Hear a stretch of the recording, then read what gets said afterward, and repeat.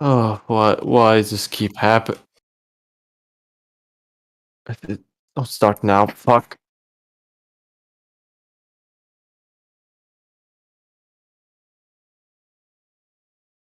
You could delete it, right?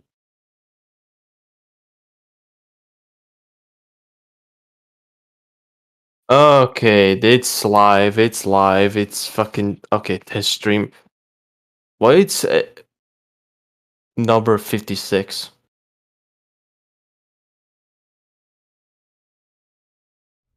So we're starting the stream now because I have to go now, but it's probably gonna be like an hour of dead air just before it actually starts, just to let you know, whoever's watching. Wait, All right, because Replica's not responding. We've been texting him for a long time and he's not getting in. So it might start soon. We'll try to let you know when it actually Okay, starts. okay. Your voice is a bit more quieter than mine, which might be a good thing if a dog keeps barking. But Well, I have a I turn it off. That's why. That way, there's no background okay, noise. Okay, I gotta go now. Bye. Is the stream working for you, okay. right? Bye. Yeah, yeah. It's working. Okay. All right. See you. Yeah, it works perfectly. It works perfectly.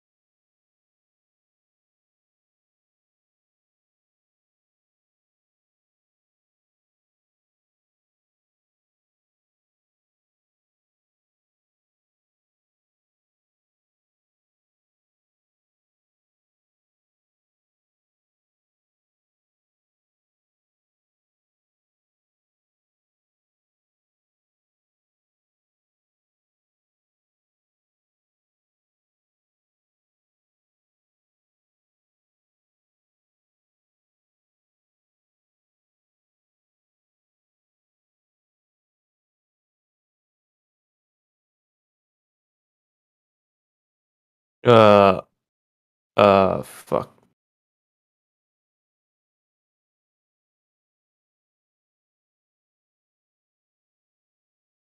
Fuck Christ.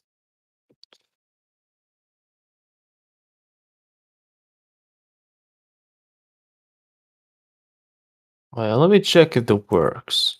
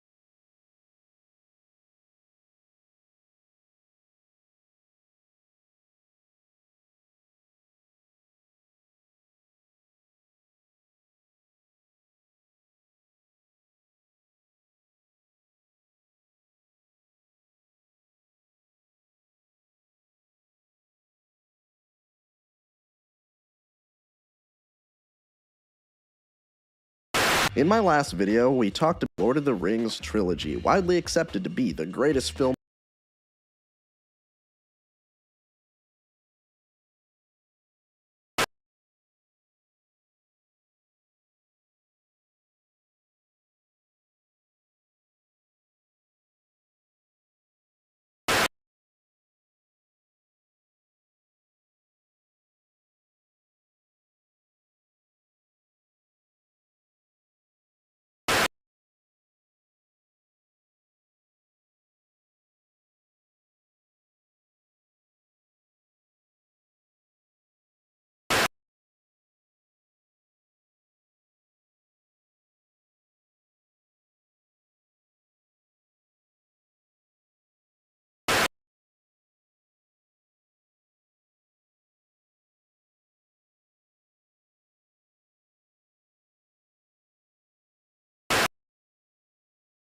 Okay, someone's fucking around.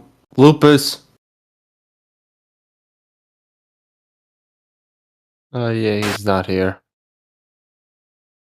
Suffering with TV static. Shit.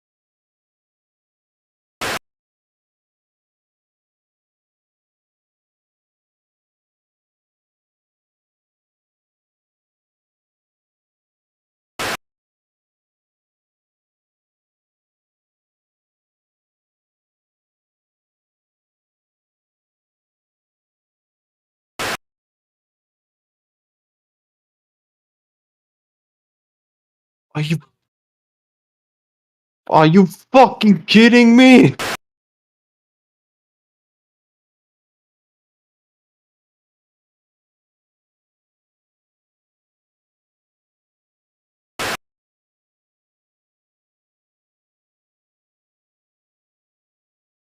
Oh no, you.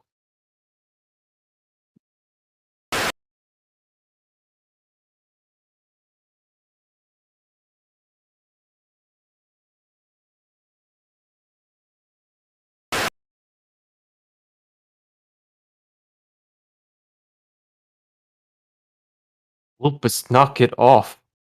Who's doing that? It's like fucking. Oh.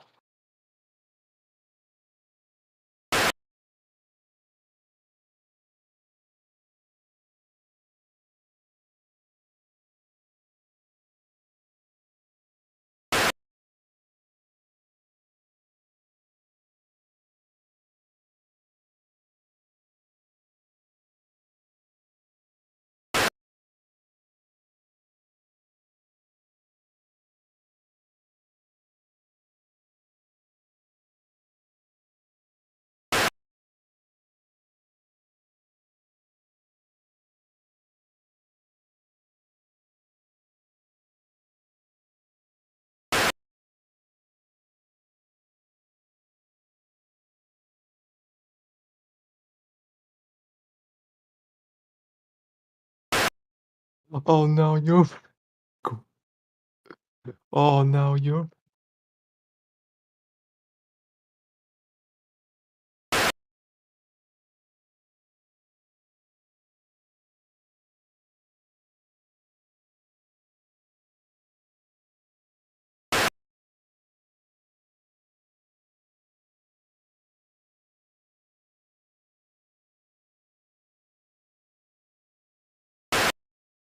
Uh,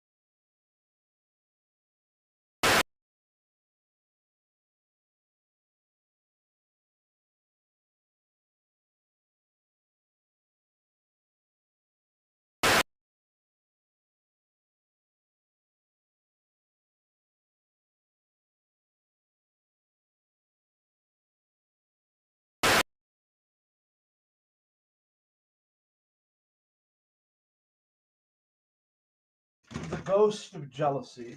Well, we're here. Well, a bit too late, but you're a bit too early as well. What a bitch. I take no responsibility. I think I made it pretty clear I wasn't going to do it today. But then you guys were like, oh, we're going to do it anyway. Oh Well, my god. it's nice to see you here, Lupus. Well, he's not here. He's going for his hour-long trip to a restaurant for breakfast. What, Because what, Americans what happened to the cat? Did it get a booster vaccine? What cat? Right. Joining There's soon. no. Need to start my helputer. Okay.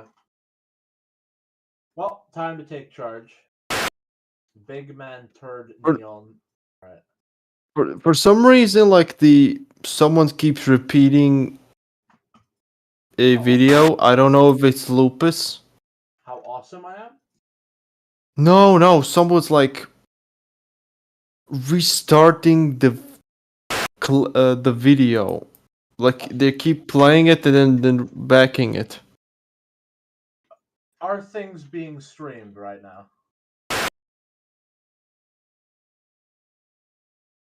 Technically, this Are is a things this. being streamed?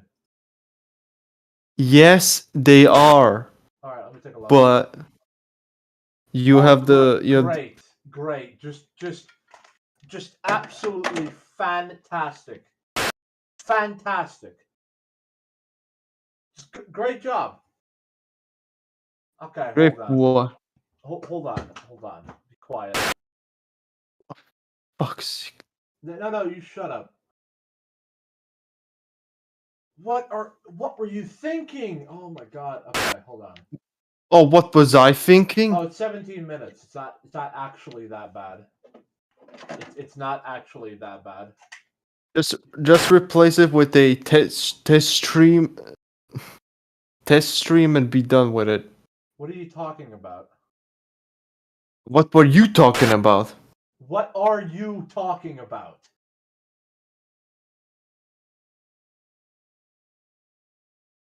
What is my volume good?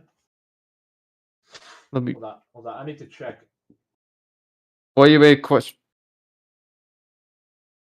Why is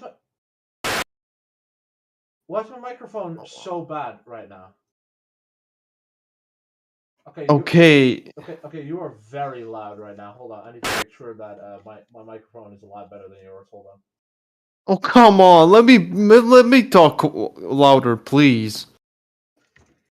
That's not how this works.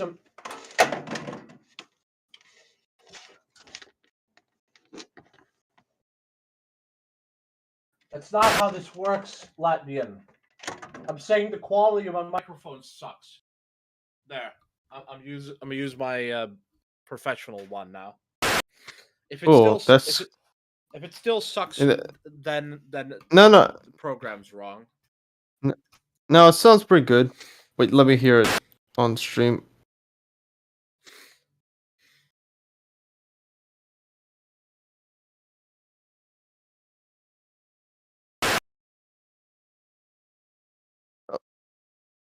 Okay, it sounds good. It sounds good. All right, good. It sounds a lot. Okay, better. question. It sounds a lot better. Question. Do you have access to the stream? But yes, I do, but I'm not sure what I can actually do. Like, Can you like can you rename it? I don't know if I could just like take it down and then put it back up immediately.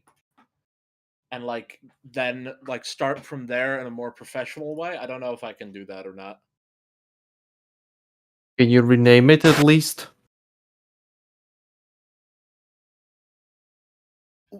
What would that do?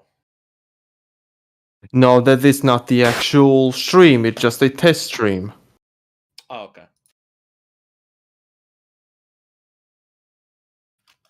Also change it to number 55 because it's not 56. Well,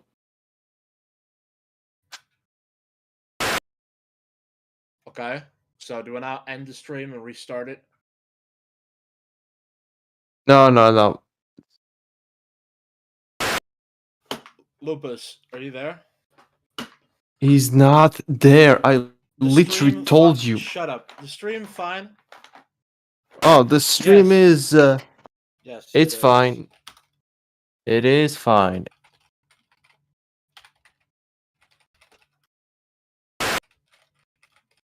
Just need to like change the number of the stream and be.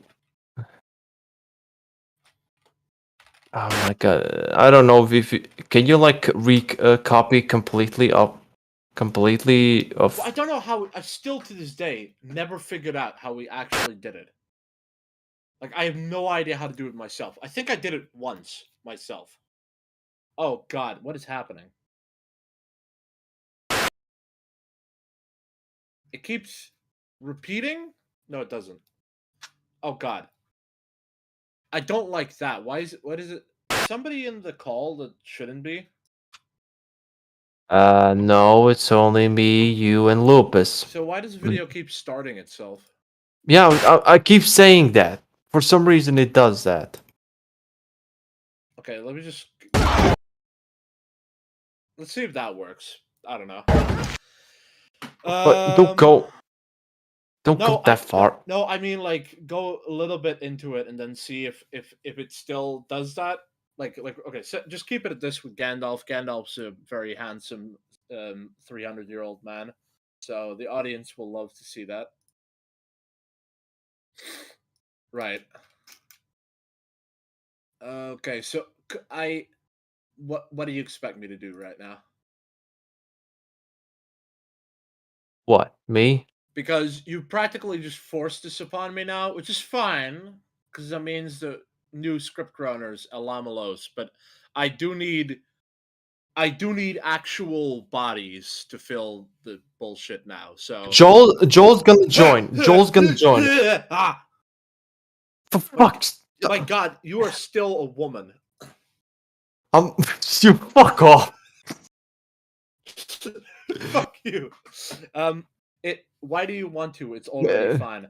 Okay, well, very well, fine. We're just gonna do it anyway. I'm gonna remove the label test stream, and we're just gonna do it. Everybody, you motherfuckers, listen to me right now. It has been like a year or two. All kinds of bullshit has happened. We have Joel like became a dad. Yes. The Airborne went off to whatever Navia, whatever Navia. I don't know. He went to nothing. He didn't go to Scandinavia. I'm just saying I don't know what the hell he's doing. I'm 22. Latvian is also our lives are different. So the first stream, resurrection stream, I guess. Can we rename it as like the resurrection? I think that would be aesthetically fun. Anyways, that this stream is it was doomed to be weird. So at the start, so just pretend that all of that didn't happen, and now we're here. Welcome to the 28th of January 2023. Today we are streaming Cosmonaut's horrendous Hobbit video. Another retarded cosmonaut video because this guy keeps taking L's and people keep sucking his dick. We can never Can you win. guys hear me? Well, it's not. Yeah, we can hear you. I can hear you. If we Alright. can hear you, then probably the stream Hello? can hear you. Wait, let me. Okay, let me check. What are you speakers? I'm just loading. The podcast is begonnen. Okay. Oh, okay. I'm gonna mute the stream. All right. Okay.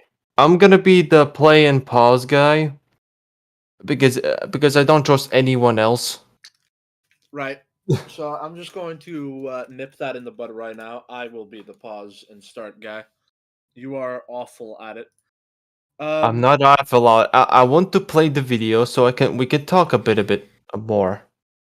What? Unless it's something completely stupid. that is actively contradicted. That is a self-contra. You want to play the video more so we can talk more.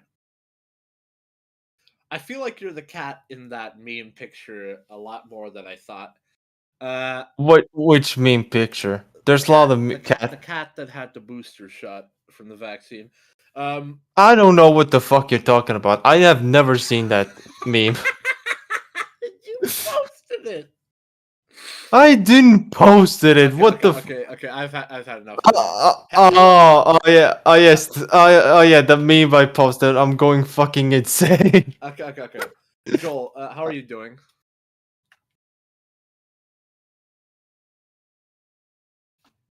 Really, man? Really? Okay. Well. Joel, can you do you want to say anything? Joel? Right. So Okay, Cosmonaut Variety Hour is he's a YouTuber who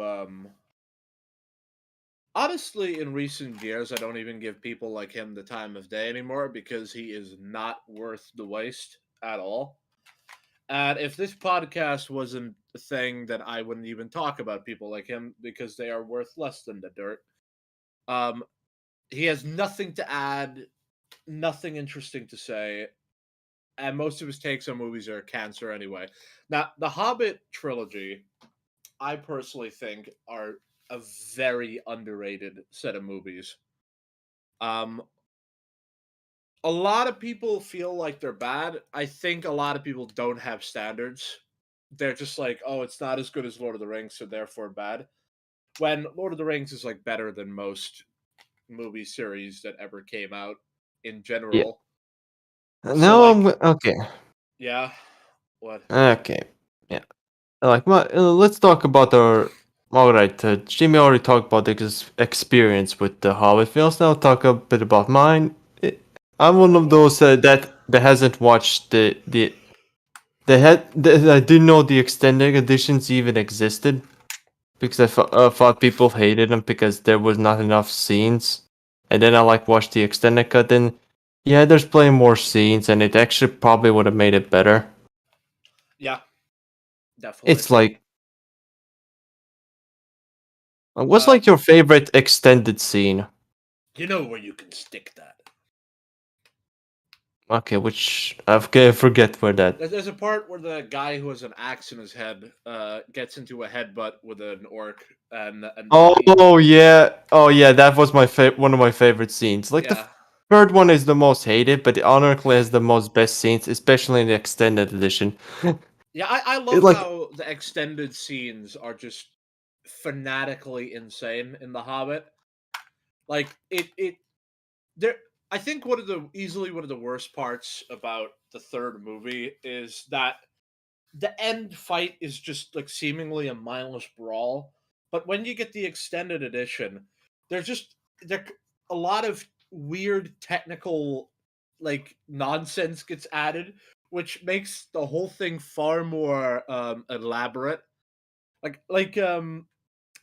the original version, they just take a bunch of death goats of destruction and climb the mountains. But in the extended edition, they're part of a carriage that has practically like an arrow or a crossbow machine gun on top of it, which Balin then uses to kill like a whole row of orcs that are chasing them. And there's like just hey guys, I'll be right back. Ah, Joel, you're back. All right, any more of that, and I'm about to shoot myself. But like a big carriage and a big, like it's this big thing, and it's I don't know, like I think a lot of the, I don't know, it's hard to say because to a certain degree I understand a lot of the criticisms of the Hobbit films, even the extended like scenes and stuff for being over the top and stuff. I do kind of have to question the intelligence of the people making the criticisms when literally the whole idea of the third film is that at the end it's just a gigantic war. I mean, what were you expecting, sir? I don't know. Maybe there's just a tad bit too many like oh that guy nearly died moment. I mean, you kind of have that when you have like 13 characters. It's kind of hard to impossible to get that right. To be, I don't know. I like remember one edition of the story like half the dwarves died, but I don't know if they changed that in the book in the second edition. I know They definitely changed that later on, and I can totally understand why they would kill off all those characters because it does add a sort of difficulty to it. Yeah, I mean, like honestly, I think the Hobbit, for the most part, the reason why there were so many dwarves is just as a joke. Like, oh, this guy's Philly and this guy's Killy and this, like it's just these stupid, because I don't think these characters really get all that much mention in the books. But I think we're kind of going somewhat off topic here. I mean, this is going to be a pretty yeah long yeah response yeah video like anyway. yeah. One thing I do like how they portray the dwarves. I like how some of them get their moments. Oh, yeah, they definitely do. I mean, it's not like it's an impossible job. It's a very difficult job. Like Yeah. if we wanted proper time for all of the characters, the movies would have been like 5 hours long. That's just the way it is. So, you got like the deaf guy who had like his horn destroyed or something, and then for the rest of the movies, he just uses the same wrecked horn, and he keeps like fidgeting with it to make it work better. I thought that was pretty funny. Um, of course, you got the axe guy who just speaks fake like languages, or I think the axe guy with the axe in his head was reduced to only being able to speak Dwarvish. I think that's what was going on with him. I don't know. I love how he gets rid of it by the end by My headbutting the axe, other. my axe. If you got an axe stuck in your head, somebody gives it back to you once it's finally out. Oh, friggin' hell. Oh, I love that. Okay, let's watch Right. this abomination. Okay. So 41 minutes. We got Joel, maybe. We got Crazy Cat Latvian. Uh, nobody else. Nobody else. Seriously. Oh my god. Well, it's better than nothing. Would you expect 13 more dwarves? I would just tag a whole bunch of people and just like all ask them if they would want to show up, and then I'm just gonna get in. You guys want to? This is downright harassment at this point. I already did that like 3 times. Dude, I'm so not in the mood. I know it's just gonna be like always, except now I'm not allowed to like yell like a crazy person anymore. I'm just dreading this. I was working on my newest like Gmod video, and now we're here. Great. Yep, Vite. sorry. Oh, Vite actually responded. That's great. He's probably gonna be like, "No, I don't want. Sorry. Not this time." Okay, Right. let's All let's right. continue. Whoever will show up probably, and that's just gonna be. Yeah, It it's a is. long I video. know. Most our streams like are 3 to 4 hours, so Right. We might as well just begin because it's not gonna get any prettier. Two viewers, Okay, this seems about right. Let's do this bullshit. In my last video, we talked about the Lord of the Rings trilogy, widely accepted to be the greatest film trilogy ever made. It's Oscar award winning, influential, respected and loved by all. Ask anybody who's seen these movies, and 9 times out of 10, they'll tell you that they love them. And honestly, there's only one thing wrong with these movies. They're owned by Warner Brothers. Warner Brothers was like, damn, that property we own that's loved and respected by all? Let's fuck it up and try to make some more money. And obviously they were trying to make a Hobbit.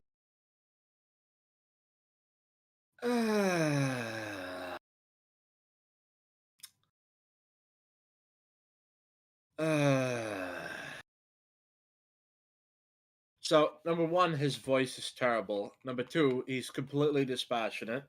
That absolutely does not give a shit about what he's saying. And three, he's just saying his opinion without facts. What are you gonna tell me that not adapting The Hobbit was? It's not. What fuck? As far as like, I think most people are concerned. Like no. I don't let it go. Let it go. I this is what videos like this have done, and this is like exactly what I'm trying to avoid. Like I could just already feel like an atmosphere of smugness and like narcissism come in. That's just gonna piss me off, and I'm gonna be arguing with a guy who's not there to defend it. It's just gonna be just stupid. Whatever. Any comments so far left? No, not yet. Movie work for years. They even had Guillermo del Toro signed on to direct it. Honestly, a perfect choice. And really, it seems like it's a pretty good idea so far. I don't know. I know Guillermo del Toro's a pretty monster guy, but I don't think he would fit into like a story about the Hobbit. I don't know. I know that I don't know enough about Guillermo del Toro. I know that definitely the Alzog and his son, it definitely feel like something from his work, like with the elves in Hellboy 2. Right.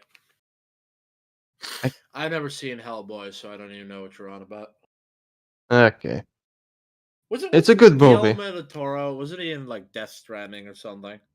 Yeah, he was. Yeah, he was talking a lot in those fucking cutscenes, man. He was talking a lot.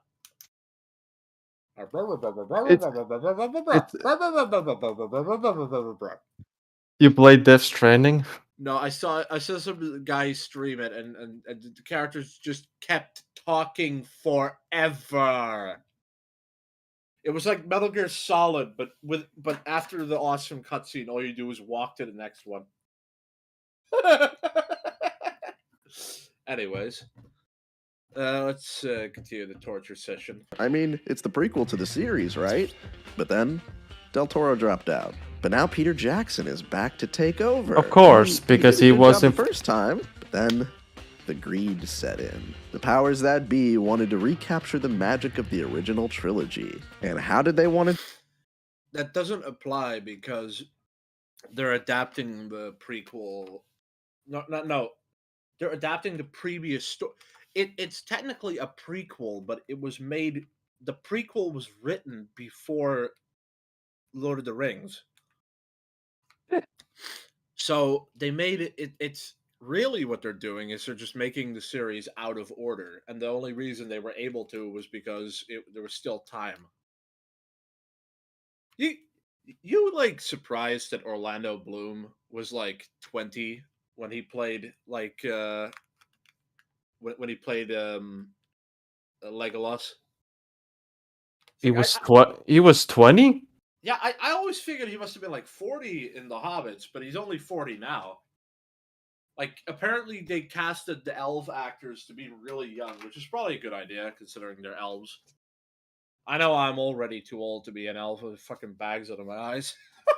Well, you would fit as a dwarf. Yes, I would definitely. Yeah, Jamie, son of Jorn. All right. All right. This is kind of fun. Let's hope it stays that way. Do this? Well, not by giving the director extensive time and resources to create their vision. No, they decided to force it to be a trilogy. Why'd they go and do that? Now, in case you didn't know, The Hobbit is a single book, and it's not very long, and it isn't particularly complex. And when I heard this would be multiple movies, I was very confused, because unlike the original trilogy, I've actually read The Hobbit, and I love it. It's a lovely little... I also have read The Hobbit, sort of. My dad, Too. I know my dad has read it, and he doesn't really exactly like the movies, but Fucking deserters. Right. So I'm in a weird place because I did read some of the book, but I actually saw the animated movie from the 70s. Yeah, I also watched that one. Yeah, and man, watching that before watching like the main movies, it puts you in this bizarre spectrum where, like, I remember after because I actually saw the Hobbit films in theater, not the third one, unfortunately. That just didn't happen. I don't really know why we didn't watch that, but we did watch the first two, and I do remember at the end of the second one, I was like, oh god, I have to wait another year, Yeah, really? yeah, I had the same feeling when I watched the movie. I like Yeah, had to wait another year for that. like that. I don't know. It the second the desolation of smog. I think because the movie is like the middle of the story, that it becomes kind of exhausting because it does all of the setup and like none of the payoff. Okay, we got a little bit of payoff in terms of like smog, like trying to kill them and then like they escape and stuff, which is pretty cool. Like the way the factory, like they made a pretty cool finale for two, but then like they don't kill Smog at the end by drowning him in gold. He just goes off to the town and then just dies. Like it just make combine all the three movies, remove some of the fluff, and you got like a perfect 5 hour long movie or something. I don't know. Yeah, that would work. Every, the problem is a lot of the re-edits of The Hobbit they go way too far. Like they remove like most of the final battle of the movie, which at that point you're just butchering the whole film. Like I know. I like know that. Like, you cannot tell me that it's reasonable or logical to actually chop up the film so bad that you just remove the entire like battle at the like that is completely nonsensical. Just like it reeks of like a narcissistic fan that doesn't actually understand the source material, that thinks he knows so much better than the filmmaker, that he just goes, I'm gonna delete the battle at the end. It's like, okay, cool story, bro. I don't know. Like I would probably make one myself if I really wanted to, but I much prefer just watching the films as they are now. like one of my re-edits is like like the big, like the opening said like make the chat. Like you know how the Hobbit films like they first show the main title, then later they show the subtitle. I like to remove the main title, I listen in the last two films, and replace above the subtitle a chapter. All right, that's a That decent idea. Yeah, yeah. I often like see stuff like they remove the romance between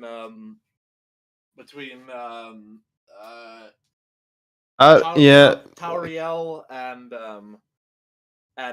Keely or Feely or whoever it uh, was, I and I'm think just it was Philly. yeah Philly, and I'm just like, oh my god, like it just you can't do that. You ruin the film that way. I'm sorry. It's just it's in it. It's oh god. It I notice that often fan edits just inherently suck. Like they're doing something that is not actually possible.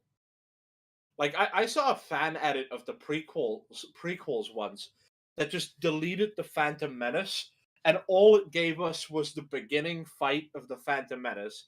And Duel of the Fates, I fucking kid you not, was replaced by some disco like music. Like, fucking I don't fucking understand. I remember watching a edit of The Last Jedi that removed all the women, and that was like what 57 minutes. just like replace them with men. like Holdo is just a guy in drag. Like he just slaps Poe.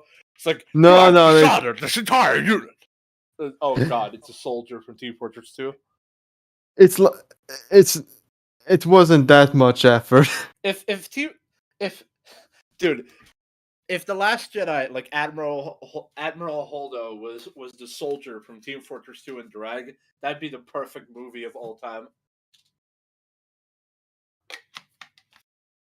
That would be the perfect movie of all time.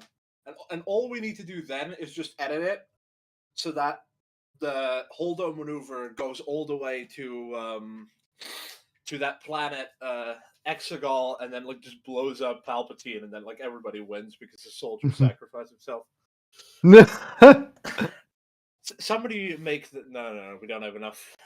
Not enough people watch this for somebody to actually do that. Right. So, let's just. Okay, Labian. I'm just gonna say this right now. I do not want to pause. Like I know we're like a minute in, but I do not want to pause all that often. So let's just try and try and have at least like a minute's worth of content in between pauses because yeah, that's what I'm saying. Because I do not want to be stuck listening to this guy's retarded raspy voice. Okay. Right. Character study. Baggins is one of my favorite fictional characters. The one thing that I think everybody can agree on is that this book doesn't really fit into a trilogy. Maybe you can make it work in 2 movies, but 3 is insane. So how do you fill up that much time with so little material?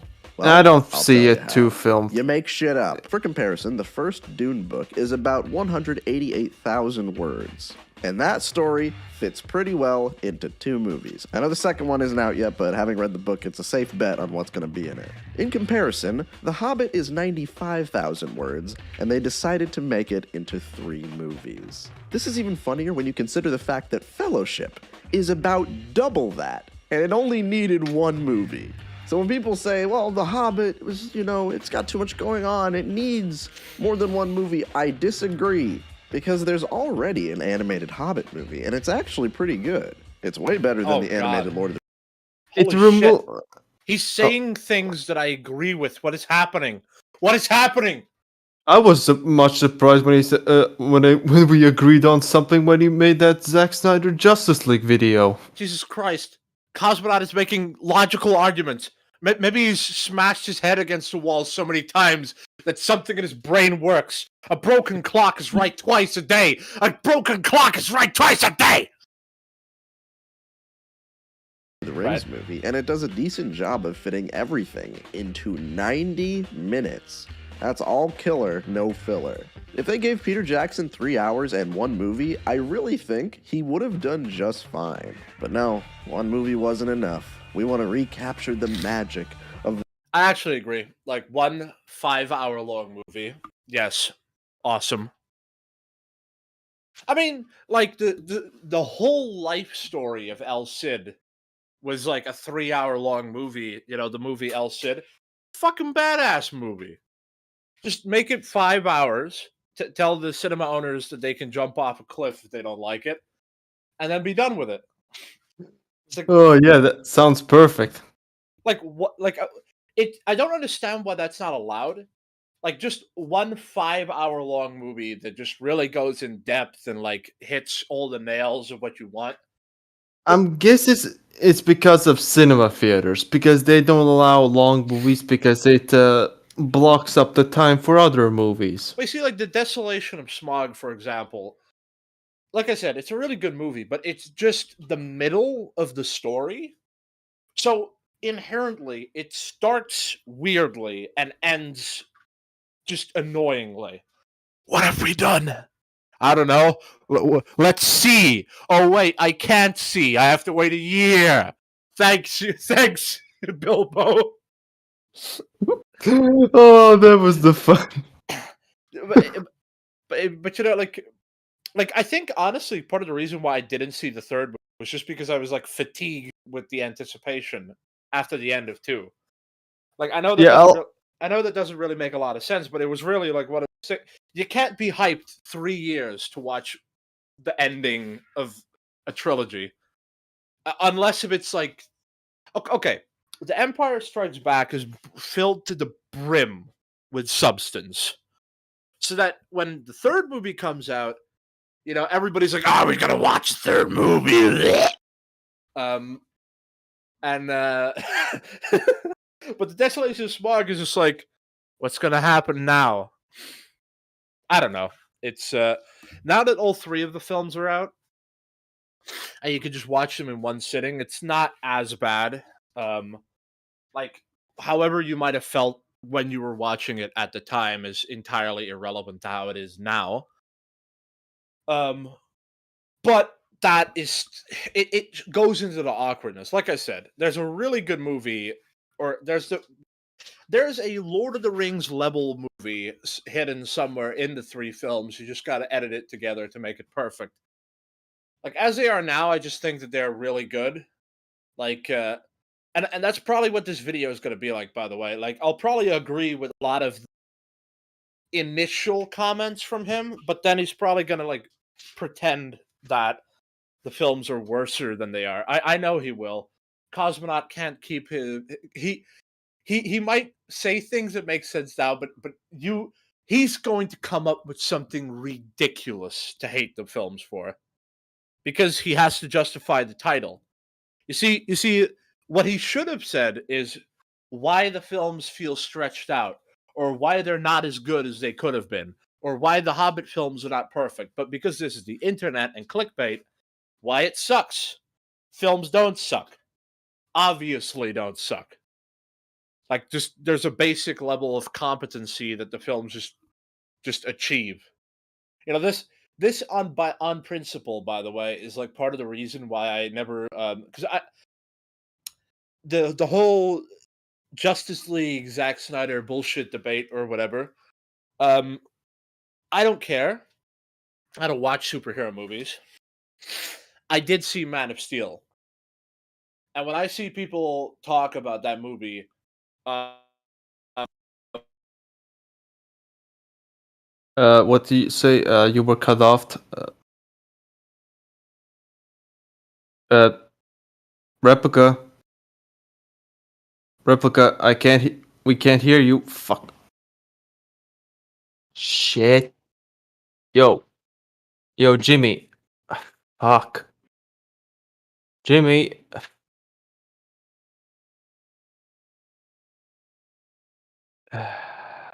hello. Okay, you were cut off. What were you trying to say? I tapped the microphone out with my foot. Are you fuck? I was standing pacing around in my room back and forth, and then I stepped it out accidentally. You were. Oh, God. Can you like re-edit again? I think so, yeah, but it'll take a while. I can still talk with my words or my. But yeah, I was kind of rambling, but I know that you really like Zack Snyder's movies, right, Levian? Yeah. Yeah, Not fanatically, but I definitely think they're it's not the worst things ever. it's like this phenomena with the internet where something is not as good as it probably could have been or whatever, and then it automatically sucks. And I think it just shows a sort of level of emotional likeness in our culture or whatever that I really wish would just fuck off and would just all grow up, please. But that's not that doesn't happen that easily, unfortunately. Uh, I think we're doing pretty well right now, Labian. You think we're doing pretty good? Yeah. All right. The award-winning trilogy, and the resulting films are, well, let's just say, they're certainly different. Funny. This is the most obnoxious thing I've ever experienced in my life. Oh, fuck you. Obnoxious. This is badass. It's no different than when Gimli gets like three people on him in the Two Towers. Like in the Two Towers, when Gimli is in like the field battle, like the The warg falls on top of him, then an orc on top, or a warg on top of the warg and orc. Like this is the kind of comedy routine that we have gotten before in Lord of the Rings. So let's not pretend like this is like all that special. I think they only don't like it because they don't like the fat dwarf character and they don't like the movies in general. So they're just using this as something that's like supposedly bad because they say it's bad and that's it. There's no further logic to it. So yeah, it's a great non-argument to start off with. The great. No. Yeah. People say when you watch the Lord of the Rings trilogy for the first time, it feels like they get better and better with each movie. I would say the Hobbit movies are the opposite. They kind of feel like they get a little worse. They start off fine, but by the end, the story is completely made up of needless bullshit. The movies are so bloated because they had to just make up a bunch of new shit to make it a trilogy. So let's dive right in and see how shameless these movies. I kind of agree with that. Like, I think the film's quality gets slightly. However, like, it doesn't quite make it to being bad or anything like that. Like, I would say it starts off as a 10 and then it just sort of ends like a 9 or like an 8, maybe at worst. Like, I don't know, it's hard to describe. It's like it picks up and then it falls back down. Like, there's just a lot of points that could have just been done just a tad bit better. But then it's still like Thorin's story, for example, is really friggin' interesting.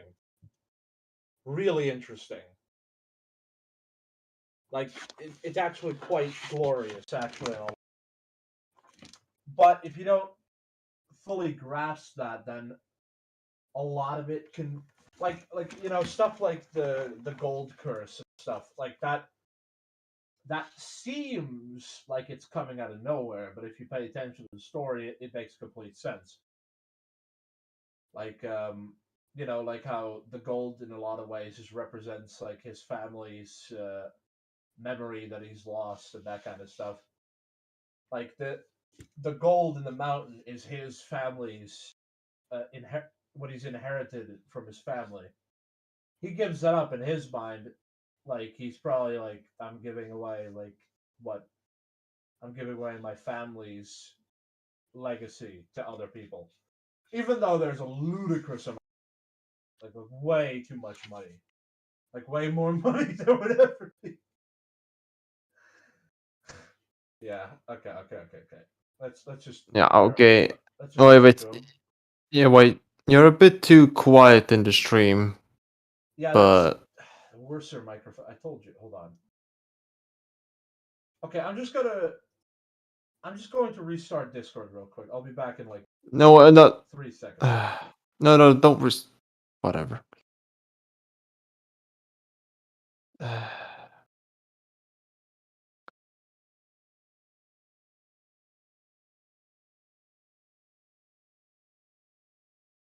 All right. Hopefully it works now. Okay. What? Why is that showing up? Why is that showing up? Come on, man. Don't tell me I'll like something. There it is.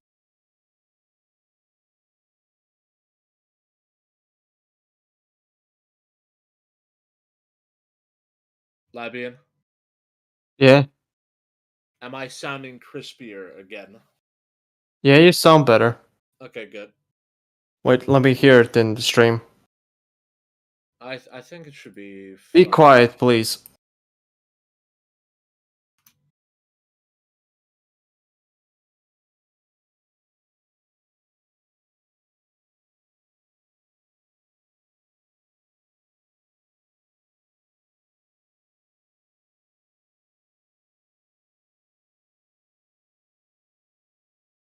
Yeah, definitely I sound louder, but you sound good. Very well. Let's continue. Truly are. So this movie stars Martin Freeman as Bilbo Baggins, a normal dude who just wants to get high and eat muffins all day. And then a mysterious wizard shows up at his house and says, hey, I need you to come with me. You're gonna go with these dwarves to kick a dragon out of their house. And Bilbo's like, I don't really want to do that, but he does it anyway. And that's basically the plot of The Hobbit. It's very simple. And for what it's worth, this first movie isn't really that bad, because it kind of just sticks to the book, at least for the most part. And it does have a lot of issues, but those issues become more prevalent later. So firstly, I'm gonna be nice. I'm gonna talk about what I like. And the number one thing is Bilbo, the Hobbit. Martin Freeman is perfect as a younger Bilbo. He encapsulates the character so well. I love all of his regular dude mannerisms. And even when these movies are at their lowest point, if Bilbo has a scene, it's usually the best scene in the movie. Because this is like the premier fish out of water story. It's about a normal guy Yeah, fully in agree with abnormal it. circumstances. And Martin Freeman has been playing that role for his whole career. So honestly, he makes for a perfect Bilbo. And the best scenes in The Hobbit. I feel like I'm just listening to someone who's just trying to make money. Like, I know that sounds weird after everything that we just listened to, but I just feel like he's just trying to make money. Like, I do not detect an ounce of passion in his I mean, let me put it this way, right? If the main character is like perfect, that already is like a gigantic dent against the argument that like the movie sucks. Like, if the protagonist is fantastic, then that already. I mean, okay, whatever. Book are the ones where Bilbo is alone and has to solve a problem, and the best parts of these movies are those very same moments. Bilbo's game with Gollum is the best scene in this movie. It's just two solid performances bouncing off of each other. And now the problem lies in the fact that outside of this movie, Bilbo is not really the main character of the trilogy. And the thing is, Bilbo's entire character arc from the book, where he learns not to be a stick in the mud, and he learns to take in the adventure and become a little hero, it's all just in this first movie. For some reason, the story speedruns his development, and by the end of the first movie, he is done with his entire character arc. So for No. What are you even talking? What? How? I got nothing to say. You just That is so stupid. spout nonsense. If I think we people just can eat it up.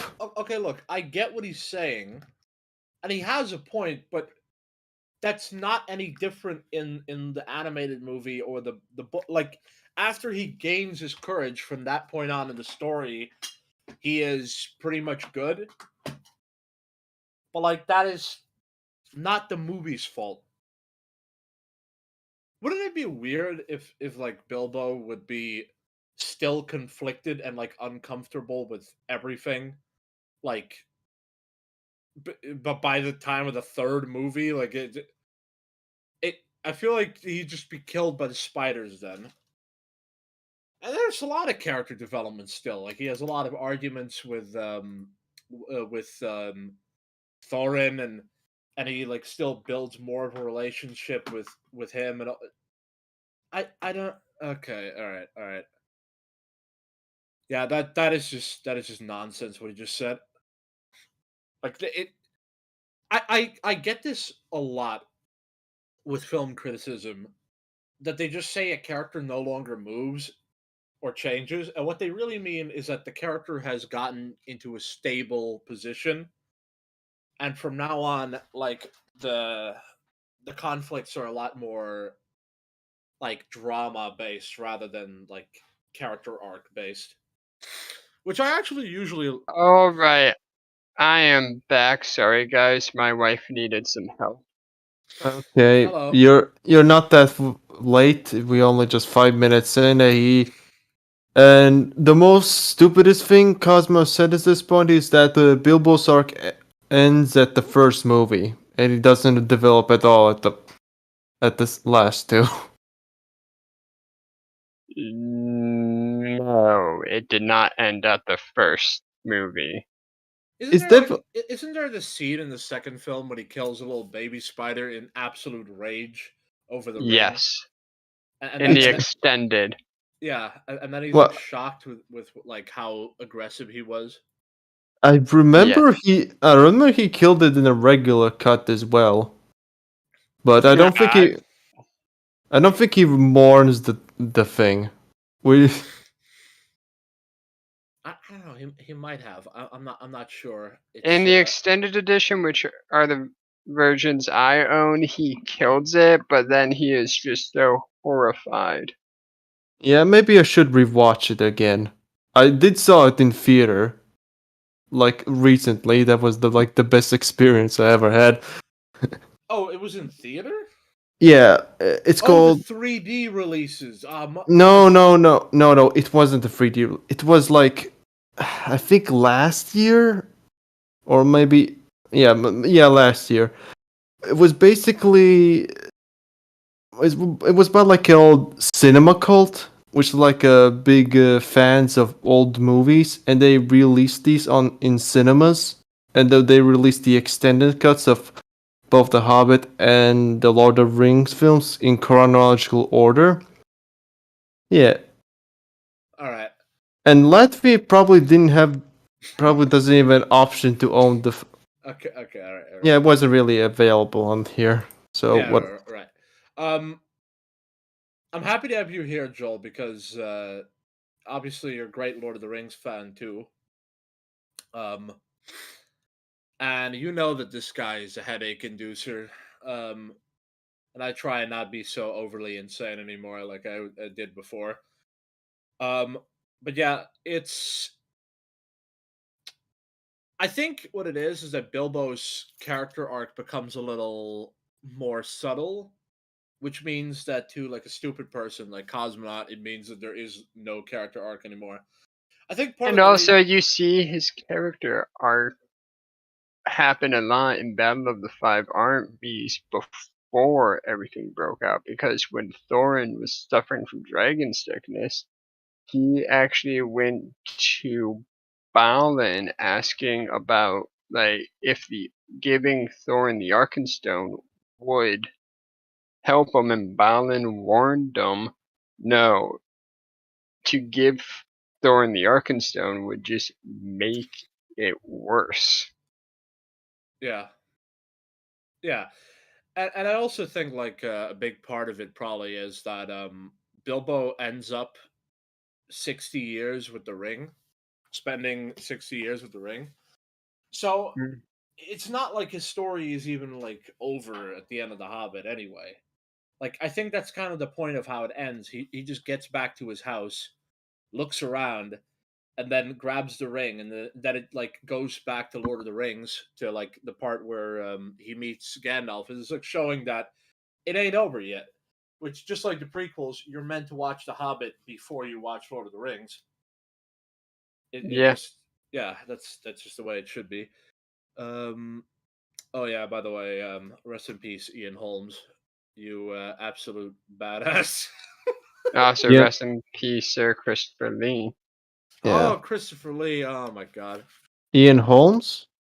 Ian Holmes, the actor of Bilbo. Ah, the old Bilbo. It's funny. He played Bilbo when he was 70 and 80, respectively. But he also played Frodo when he was 50 in the. I think it was 80s, 70s, something like that. Yeah, sometimes you forget Lord of the Rings is like a British thing. So there's like a British like radio drama based on Yeah. Lord of the Rings. Which is curious. You wouldn't expect him to get cast as like Bilbo or whatever. If he's just some like TV guy from before, but I guess he did a good job. Certainly a once in a lifetime role. Yeah. Yeah. All right. Let's continue. Sequels, Bilbo is just kind of there, hanging out with dwarves that definitely don't have any development of their own. Yeah, I should probably talk about all the dwarves. The dwarfs don't have any development. Okay, they're basically these static characters. Basically characters that don't exactly evolve, but they don't exactly devolve either. They don't have to evolve, but they do anyway. Like, the general attitude, I think, for most of the miscellaneous dwarves in the crew is that, like, he lost is that Thorin lost his mind. At it, okay, look, obviously, the characters, not all of them have like a super extensive character arcs or whatever, but they're, I think, like, as a general cohesion in the team, they all evolve a bit. The Like, character arc of the dwarves is them being more trusting and more praising of Bilbo, because in the beginning of the book, they just were not a fan of Bilbo Baggins. The only reason why Bilbo was allowed / forced to stay was Gandalf.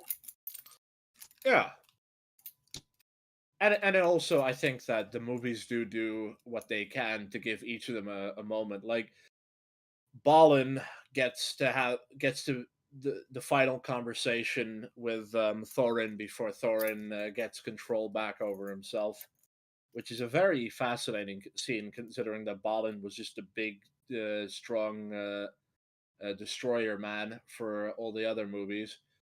Um, like, and then it takes someone like him to bring Thorin out of his thing, which is like a pretty meaningful thing. And then, of course, you have I mean, like Keeley has like this whole love story with with Okay, this. was it Philly or I It think was Kelly. yeah, Keeley. Yeah, Philly just kind of died. Um, I wish they did a little bit more with those two guys. I it Well, reason why they couldn't is because the studio wanted a love story, so Peter Jackson had to do it. Also, the fact that Peter Jackson originally wanted to do just 2 movies, but the studio demanded a trilogy. nobody's denying that the films have problems because they definitely do. Unfortunately, hmm this is not like the prequels where they just imagine problems that don't exist. Like, the films are obviously stretched. I really, really, really wish they were not, but they are. Like, no matter how much I wish. even if I wanted to do the edit, I cannot just remove a good scene, even if it's not exactly book accurate. Well, I don't think the love story necessarily is like terrible or anything. I think a lot of people exaggerate it. What it really is that it takes forever. Like, it, it it's like I don't know. It's as if you take like the woman from American Graffiti and just stretch it out until the fucking end. Um or whatever. I don't know. That whole thing was bizarre as well. I don't know what the fuck to do with that. Uh oh my god. Um yeah, I don't know. I But yeah, just the statement that the dwarves don't have development is stupid. Like, obviously they do. Even if It, it is the most simplistic shit ever, like axe guy loses axe, that's character development. But it's also, who was it? Boffer actually grew attached to Bilbo. Yeah, the one with the hat. yeah, Yeah, that guy. Yeah, I actually did like the scene with him and Bilbo. It.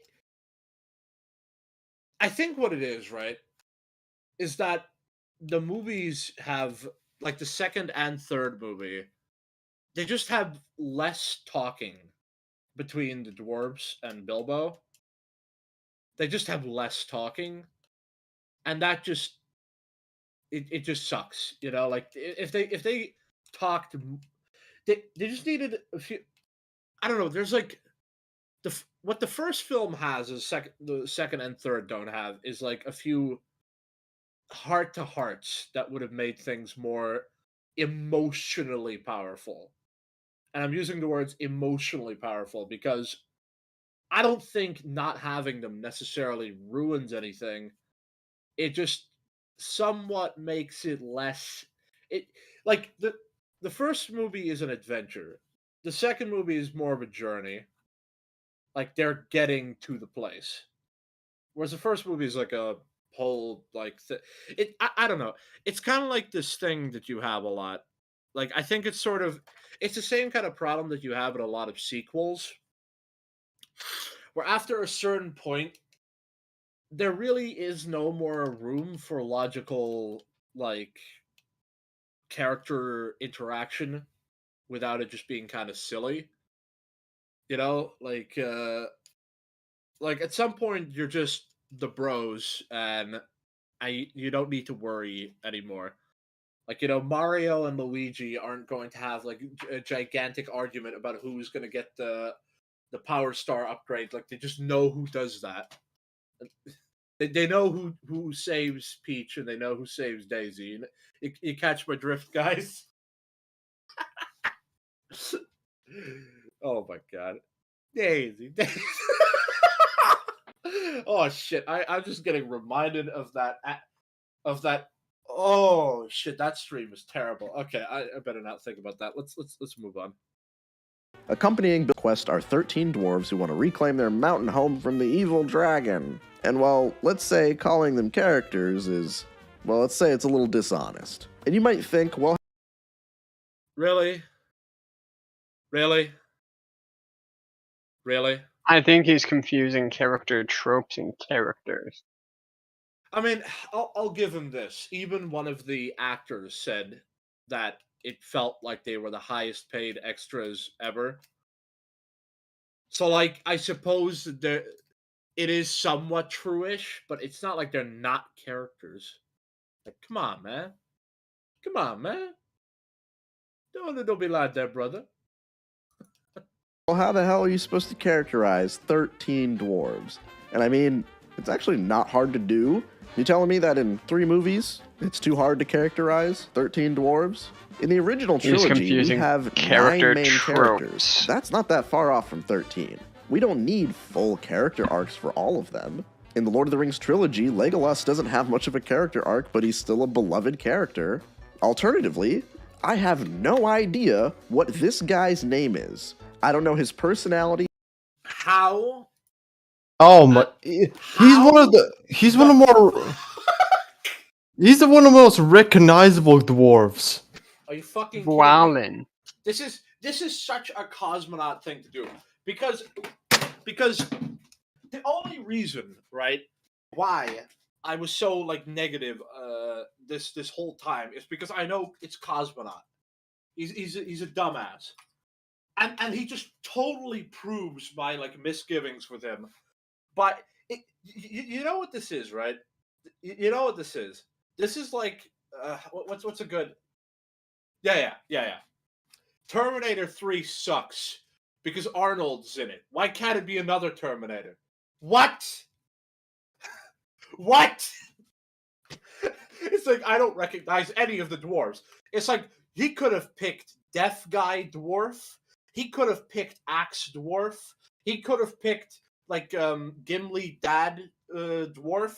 He could have picked any of them. But no, he picked the one that had a fucking name, that talked, that had like a whole fucking character thing.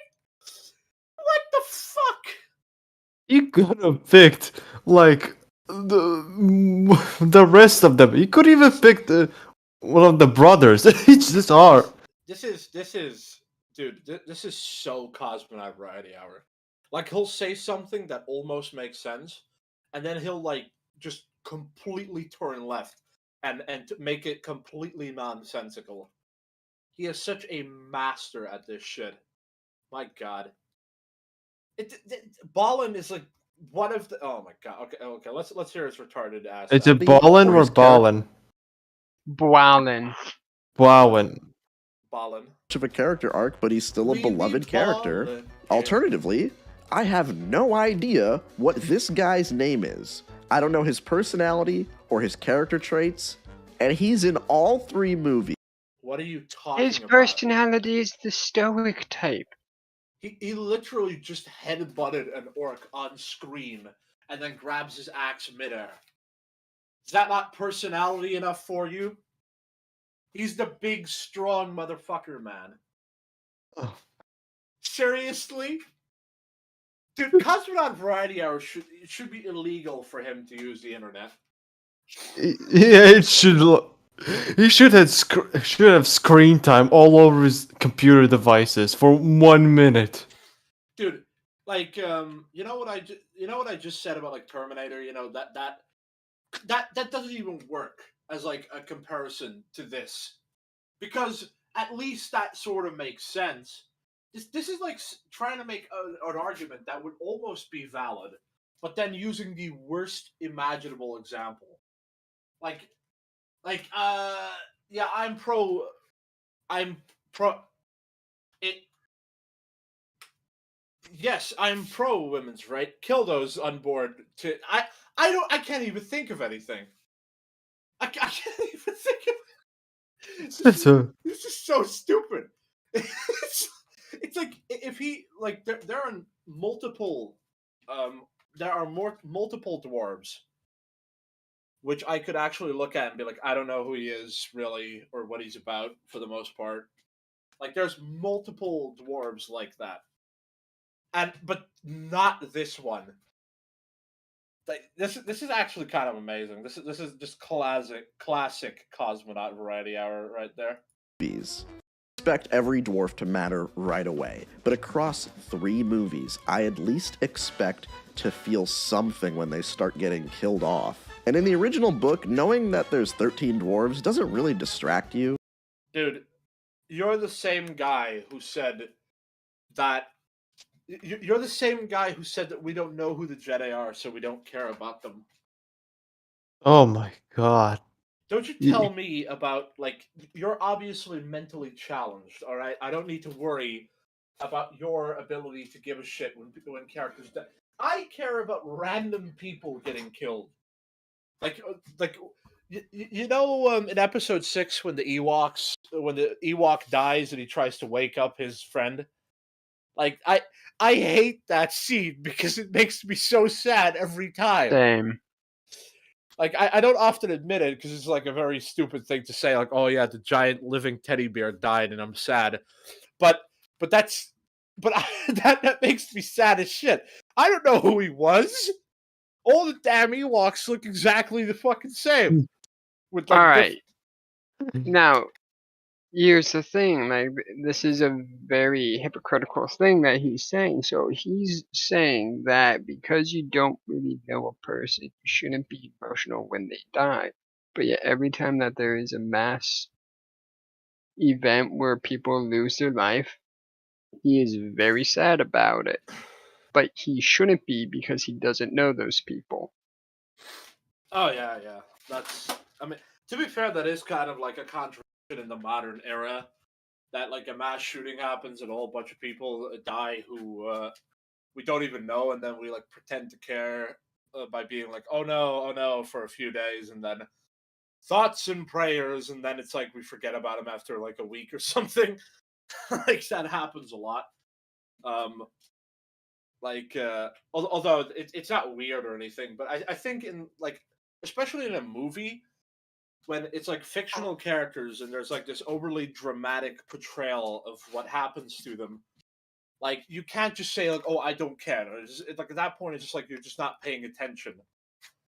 Like Feely, I think the films make a pretty good effort to make you care about him, especially since he's just like gung ho and like he wants to just be with his uncle and help him reclaim the mountain, and like his death is not like I'm not like I was far more torn up about Thorin, right? But I mean, because all we get in the book is hearing that Philly and Kelly fell defending Thorin, and that's about it. We don't actually get to see how they really died. We just hear about it. Yeah, that only would have worked in a book. In a like a visual medium, it would just fail. Philly's death, I would say, like I'd be closer to not caring as much about his death because he really just kind of gets captured and then murdered. But I think it's meaningful because it kind of sets up. It's like when he killed Feely, he kind of killed Killy, or when he killed Killy, he kind of killed Feely. I don't know. When he killed one of his nephews, the other one was, in a rush to like get up there, he essentially got himself killed, which is pretty much what happened. And then of course, like Legolas then fights Bolg and all that. But yeah, but yeah, to go further, I know what the argument he's making now is the animated film did it better. So let's see. Because you can't see them on screen. In a movie, it's way more distracting when every scene has me thinking. The animated film is also a movie. Your argument is null. Yeah, and it's void. also. What are you talking about? The animated film, just like generally speaking, being an animated film is less or like an animated film from the 70s, like they were less capable of displaying the story in a like readable way. They did a fantastic job at flying colors, but let's not pretend that they did like a better job at categorizing the 13 fucking dwarves. That is completely nonsensical to say. Who the fuck is that guy? That's a deaf guy. It's like a reaction shot where his like horn gets wrecked in the. I swear to God, Cosmonaut does not pay attention to movies. He does not pay attention. I do not believe that he does at all. He watches it like once and then he thinks it's good enough for a review. Like, honestly, tell me what this dwarf. He has a whole conversation with fucking Bilbo. He just doesn't care. He just And- doesn't care. Who gives a fuck if they actually have dialogue? He just doesn't care. Cosmo There are is a. 3 notable scenes in which his name is clearly said. I mean, to be fair, I don't know his name either, but like I know who he is. It's the hat guy. I recognize the hat dwarf. Like it. Oh God. It's like it's like real life. You remember the faces rather than the names. It's Yeah, it makes sense. His name is Beaufort, right? Boffer. Boffer. Beaufort, It's yeah. Biffer, Boffer, Bomber, Oin Gloin, Philly Killy, Thorin. God. Oin, Gloin. This, I think Oin is like the youngest one.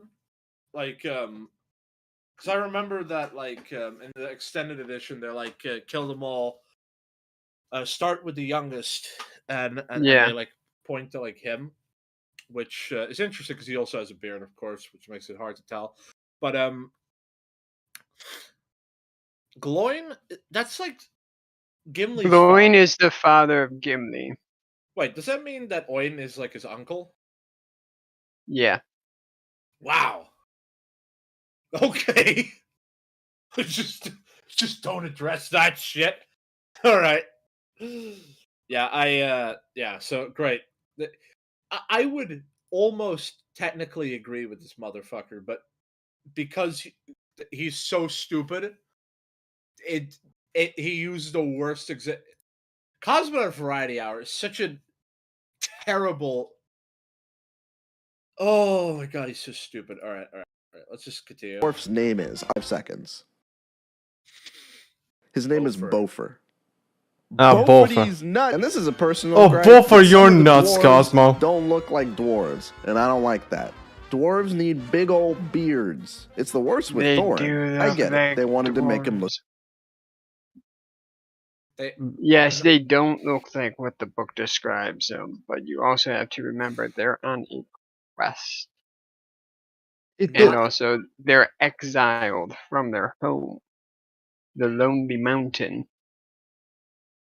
It's not everybody needs to be like 45-year-old like hardcore gigantic dwarf man.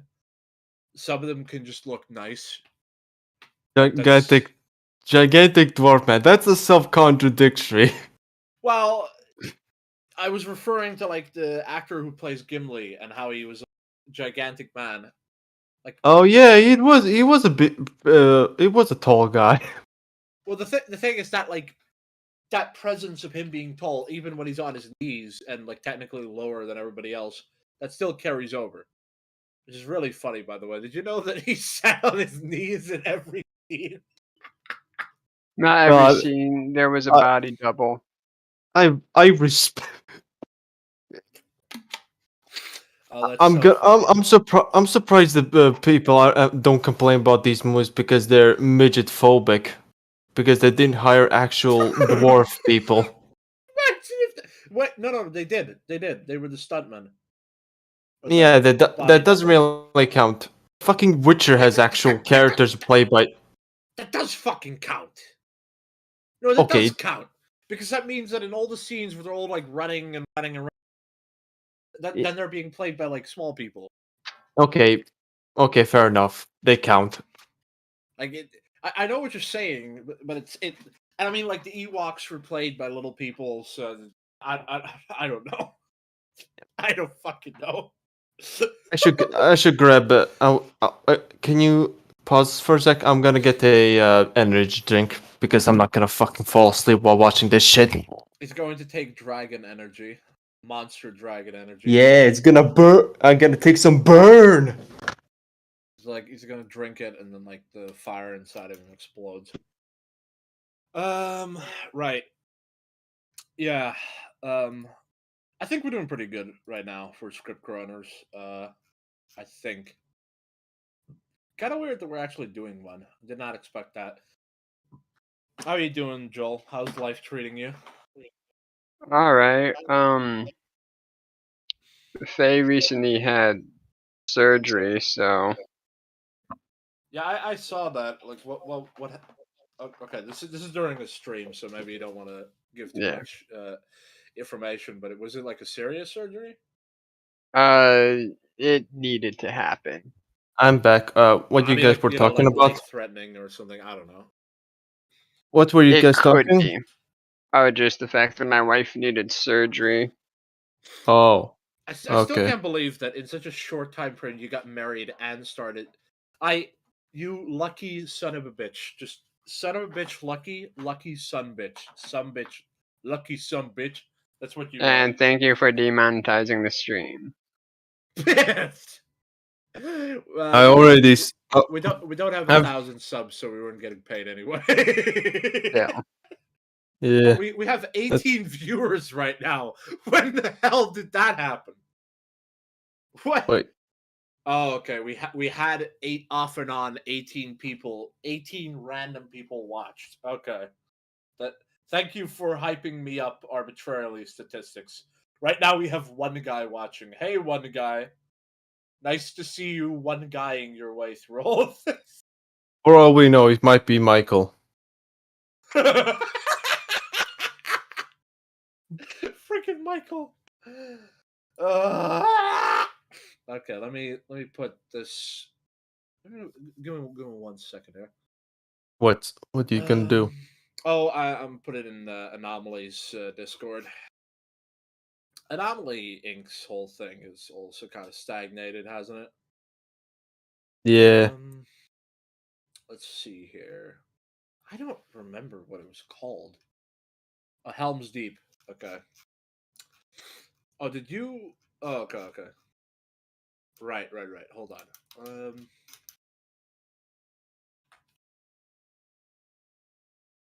Hey guys, we're doing a new stream. Come check it out. Is there a way to tag anyone who was like in the last 10 minutes? Like something like that. Like I know that like here, but they whatever. I don't give a shit anymore. I'm just gonna like put it down and yeah, okay. I I don't understand the apathy, but whatever. It's whatever. Right, let's just move on. I think we're making pretty good time so far, so let's just keep going. Look like Aragorn. They want him to be sexy. I don't care. I don't like it.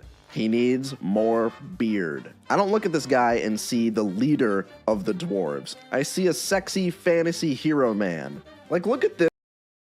Why are you? You're being What- extremely subjective, Cosmonaut. What does beard have to do with? Is he seriously implying that beard equals less handsome? This is coming from the man who looks like a nerdier version of a nerdier Indian version of Gordon Freeman.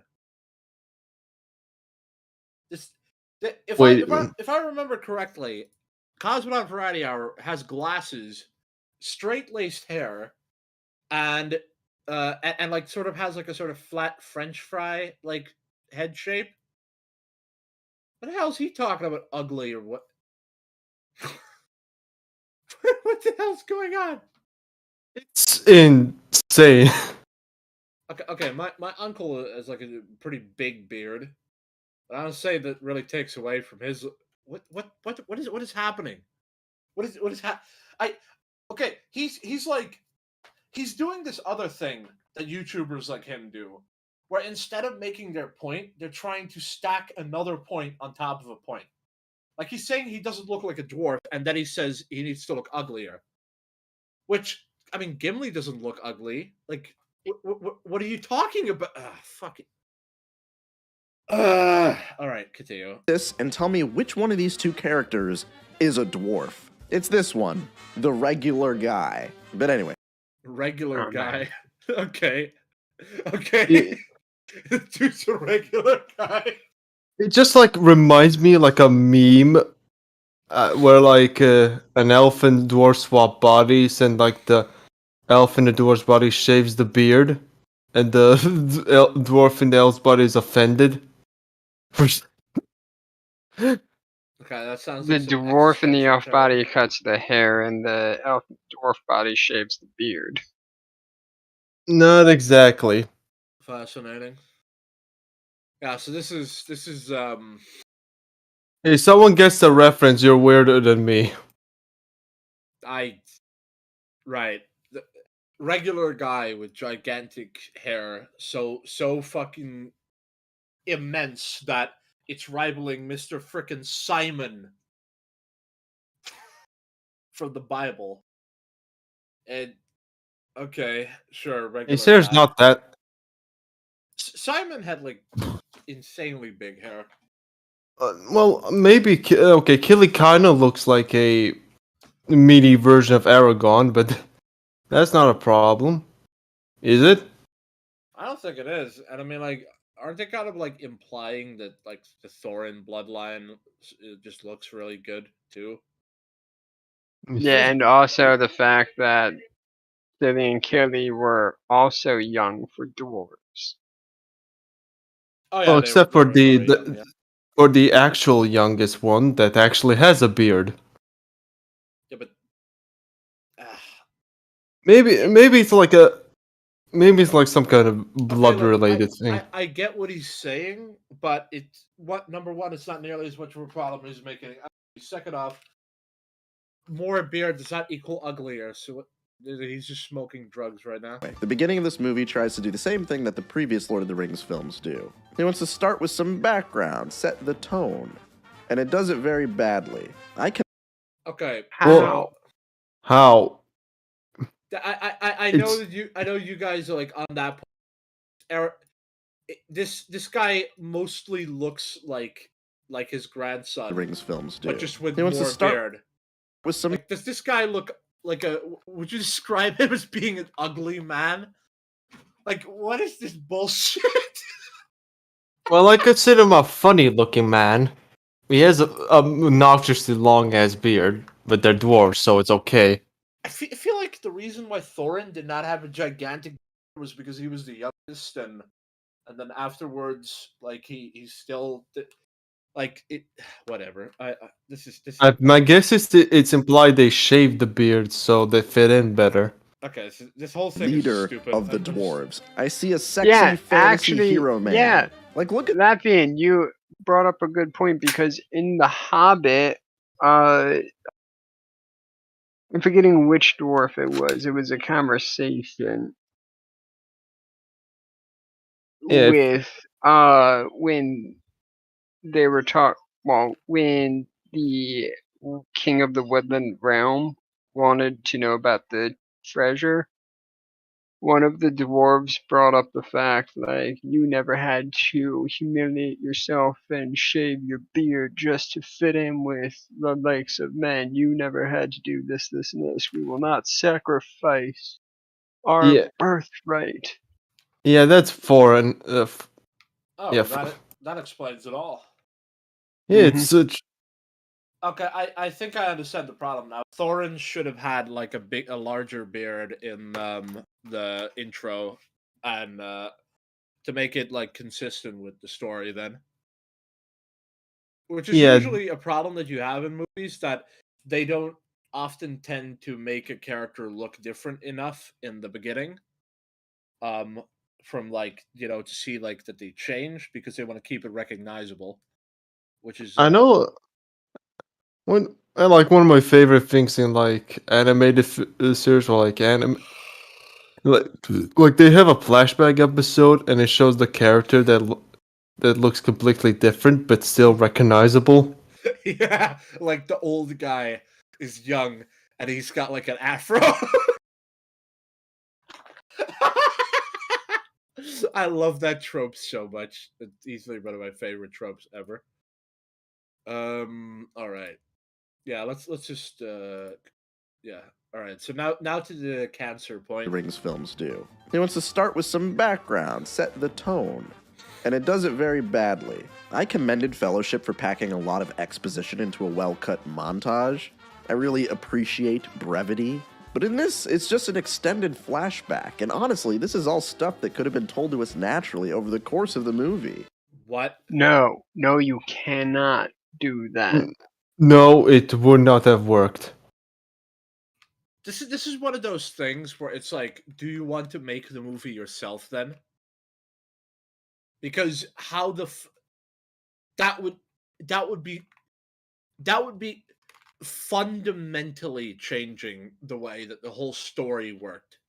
So in the scene where where Thorin would find this treasure when they get back to the Lonely Mountains, he would have to tell he would have to be like, oh, I know a great elf lord that would pay a pretty price for this, and the guy would be like, oh, what do you mean? When my grandfather offered the money, he did not give it to them. And Also, this is referencing the deep hatred that the elves had with the dwarves with War of the Jewels. this is such weird criticism. I feel like they perfectly explain what happened here. Like this is a oh shit, what's this? Philly born 2,858, making him 82 years old. Is that like the equivalent of being like a teenager for a dwarf? Yeah. Holy shit. Jesus Christ! Why the fuck the humans age so fast, yet these fuckers age slow? It's when you read the Cimmerillion, you learn all about it. Okay. Yeah, it is kind of nonsense. Like maybe it would have been better if he made it the humans live to around 120. It would still make everybody else outlive them, but it would be a little bit more balanced. Actually, humans did live about that, right? And Numenorians lived a couple hundred years. Oh, okay. Yeah. I like how old stories are just like, we live longer, by the way, because that's more fun than this reality. All right. Let's continue. This movie covers less information in a clunkier way. What? The intro to Fellowship is 8 minutes. The intro to The Hobbit is 15 minutes. So, but yeah. it also has like story and like characters like actually reacting to the whole thing and stuff. It gives some major things that needed to be introduced in The Hobbit. Yeah. You know, like you got like Balin and stuff, and they're like trying to survive the dragon and all that. And they lose the Arkenstone. You know, this is like this is I honestly think that if you're like a serious film critic, then how long a particular sequence is like something that either should be off limits to criticism or it should be taken very seriously, because I don't think you can really sit down and tell anyone how long a particular scene has to be. I think for the most part you just know if it's too long, which like I've seen a lot of movies where the extended cuts of certain scenes, it's literally just the same thing, except there's a few more things happening or whatever. And it's like almost always without failure, I have the exact same attitude. Would I have thought, would the film now suck if this scene was 5 seconds longer? No. No, it would not. It would definitely not. So it's a really dumbass criticism, and I'm just thinking about like Star Wars only. Just saying that Order 66 should have been like half an hour. It's just half an hour of Jedi's getting fucked. Oh my god. Alright. Not really the best start. It's a little disappointing considering how much I love the opening scenes from the previous trilogy. And another thing that comes with the territory of any prequel is that the movie loves to remind you of things that you may remember from the other movies. Remember when Gandalf used his spooky voice at a thematically appropriate moment? Well, now Does this he guy, just does it again. did he And no, not it's read not the thematically book? appropriate. He's just doing it because you remember he did it in the other Oh movie. my gosh. Oh my Gandalf God. did this in the books. Oh my god, it's so stupid. He's not doing it randomly. He's doing it when a whole bunch of people are like yelling at each other, like a gigantic, annoying conversation. And you fuck. Are you kidding me? It thematically yeah, your ass is thematically appropriate. Oh my god. What is this stupid shit? He's just saying things now. Like, this doesn't make any sense. He's looking for things to complain about now. Like, okay, Bilbo falsely accuses him, which annoys him, so he starts, like, using, like, his powers and shit. Then, the second time it happens that I remember, he's in the room in Rivendell, and everybody's, like, freaking out. No, actually worse. He's about to, what was his name? Boromir is about to grab the ring and like go, you know, just basically just try and take it for himself almost immediately. And then Gandalf is like starts like using black speech against him. So like he typically he does that when he's like fed up with other people's behavior. And I remember that scene. All of the dwarves are arguing amongst themselves, and Thorin can't seem to get them under control, which he was able to earlier. And then like Gandalf does that to be like, okay, all you guys settle down right the effing hell now. Wait, that's what it's called? Black speak? Yeah. When the real... Now I want to see an edit. Now I want to see an edit of every time he does that, in speaking like a gangster voice.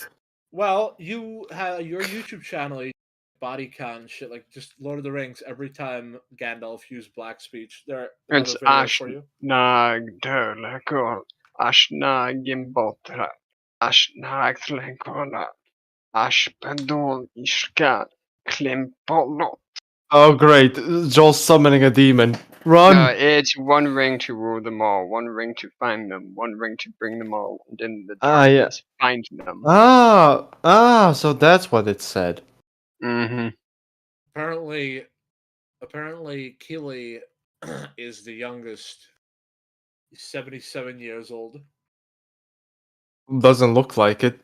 Was this like Mario and Luigi thing where the youngest looks like the oldest? Some people age faster. I really wish that we could live that. I would that whatever. Okay, let's continue. movie. And remember the soundtrack from those movies? Well, they're mostly reused here. No, There aren't really They- that many new compositions. The fucking Shire has the Shire theme. Oh my god! I don't know. I don't recognize any of the tracks from the Lord of the Rings. I'm about to kill you. Maybe the Shire scenes, but Okay, good. No, Uh, only the Shire was reused. Isengard. Isengard is not in fucking. Okay. Oh, no. Tell me to my face you don't remember this. Da-na-na. That's not Isengard. That's Mordor. That's Mordor? Yes. I swear to God, I thought it was. Okay, all right. No, that's the sound. That's the musical theme of the enemy. Okay, all right. I. Oh my God! I just got like memories of like Germa playing the Two Towers video game, like, and how that theme just played forever. Oh, who showed up? Abby got to him Abby murdered him. with Great. the golf club. Oh, you survived, Abby. Good. And then he ripped the golf club out of her hand and then smashed her skull in with it. See, Joel is a Chad. He's too Chad to die to plot poison. Well, we're getting really EFAP'd right now. Then Okay. again, we did have a long static before you guys showed up, so Right. whatever. One track I remember being reused kind of stupidly, I guess, would be the Ring Raids theme when when Da-da-dun, da-da-dun. but to be fair, I'm pretty sure. Yeah, I know that theme is amazing. No. Yeah, I know it's fantastic. But to be fair, I'm not sure if that is just the Ring Race theme. I think it's also just kind of like the horrified you're about to get killed theme, or whatever. So, and I mean, like, it's not like it was poorly used. Like, it was fantastically used for that scene. So I don't know. That's probably one of the tracks, but I don't know. Like it yeah, a lot is reused, sure, but so did the prequels. The Star Wars prequels reuse a lot of tracks of the OT while having fantastic ones in them. I guess I would have to listen to the Hobbit soundtrack and see which are the new ones. I can only think of like 3 songs that were used. Yeah, so Ring Wraiths, the Shire, which would be the third one. So it's not really the ring raids. It's called the Passing Shadow.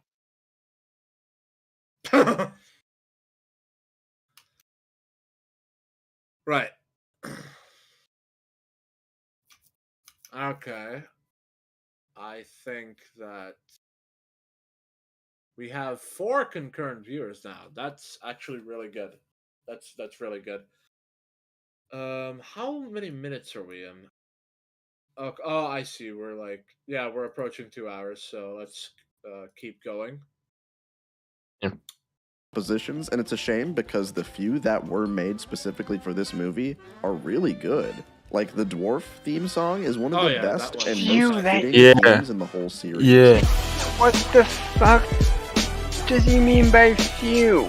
But Great. The Racist memes. Fantastic.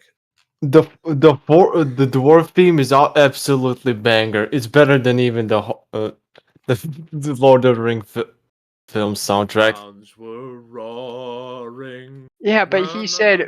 few songs. Yeah, that's a depth of All right. dumbassery. Okay, I seriously have to take a look because the problem is the tracks are all great, and there's a lot of ones in Lord of the Rings I cannot recognize for the life of me. You know, like I recognize them, but I can't recognize them. You know what I mean? So let me take a look. Okay, I guess like Hobbit OST. Oh my God, what is this? What is happening right now? What? uh, all right, never mind. Okay, I just saw Script Coroner's like YouTube page. I realized that I am on Script Coroner's right now. All right, never mind. No. It's fine. It's fine. Hold on. Don't change anything. The Hobbit OST, I guess. Okay, I could search that up. Best of the Hobbit trilogy, music of the Hobbit film series. Like, how many are there? Oh, a whole bunch. A whole bunch. Yeah, just a lot. Yeah, just a whole hell of a lot. Yeah, we're talking like 30 tracks, like yeah, like 40 50 okay, all right. Yeah, The Fallen Ravenhill, Gathering of the Clouds, The Ruins of Dale. Oh, yeah, I remember that one. You know, the one that's sad and it's Dragon Sickness. Yeah, that one's crazy. Yeah, it fucking yeah. Yeah, the few tracks that were just like all of them. People like Cosmonaut Variety should not be allowed to they should not, because all they do is lie. They just say things without like giving a shit about being held accountable for whether what they say is true or not, because that's not necessary. People will eat the shit up anyway. Like he's factually incorrect about just about everything he's saying, and he can just get away with it because there's no quality control, which is just fucked. We are the quality control, I guess. So I guess we just keep going. And a few other compositions, we gotta use music that people remember. Thorin is about to make an epic last stand? Well, let's just throw in the Ring Wraith song. The song about evil ghosts. You know, this song has lyrics, right? And the lyrics don't match, and the special effects really are a shadow of their form. She doesn't. Hold on. Maybe maybe he's got a point of using not using the Ring Wraiths song. They did But come not on. use the lyrics So for instead that very reason. so instead of actually giving me the lyrics, he's just giving me terrible rap song lyrics. Why is this guy popular? I'm already a far better YouTuber than he'll ever be, and I haven't even tried yet. Yeah, who cares? He doesn't deserve it. You deserve more subscribers than him. I'm a better YouTuber than him dead in my grave rotting and being eaten by maggots. I'm a better YouTuber than him comatose. It like So paralyzed. I just told Faye what Cosmonaut said about the Hobbit trilogy only having 4 original songs. She shook her head and walked away. She probably got in the car and drove where the fuck Marcus is. Actually, knowing her, she would do that if she didn't have surgery. Actually, no, even with surgery, she would go do that. That being is saying you would probably get in the car and drive where Cosmonaut Variety Hour is and give him a piece of your very Dutch stubborn mind. She said yes. I'm Nostradamus. Right. Are there any more women like her around, by the way? I'm not answering that question. All right, good. God, I hope so. So you motherfucker. All right, let's continue. Let's continue. Okay, that's Match, yeah, and the that's special good enough. effects really are a shadow of their former glory. To start off, everything is green screen now. Even them riding horses outside is green screen. It's also that Doesn't look infamous like green story screen. about Ian McKellen Oh. breaking down in tears on set because he was forced to perform all alone in this green prison. That was only for You- a few things. Reason why is because they couldn't really do Oh. the Oh, effects that they did okay, in the original trilogy with people being further or closer to the camera. yeah. You know one thing I did like about Hobbits is the behind the scenes videos. I like that one bit where like Peter Jackson like walking across the studios. That would be Lily. Okay, so I understand. I mean, like, I haven't seen this, but if you're an actor, this is a part of the job. So, and let's just.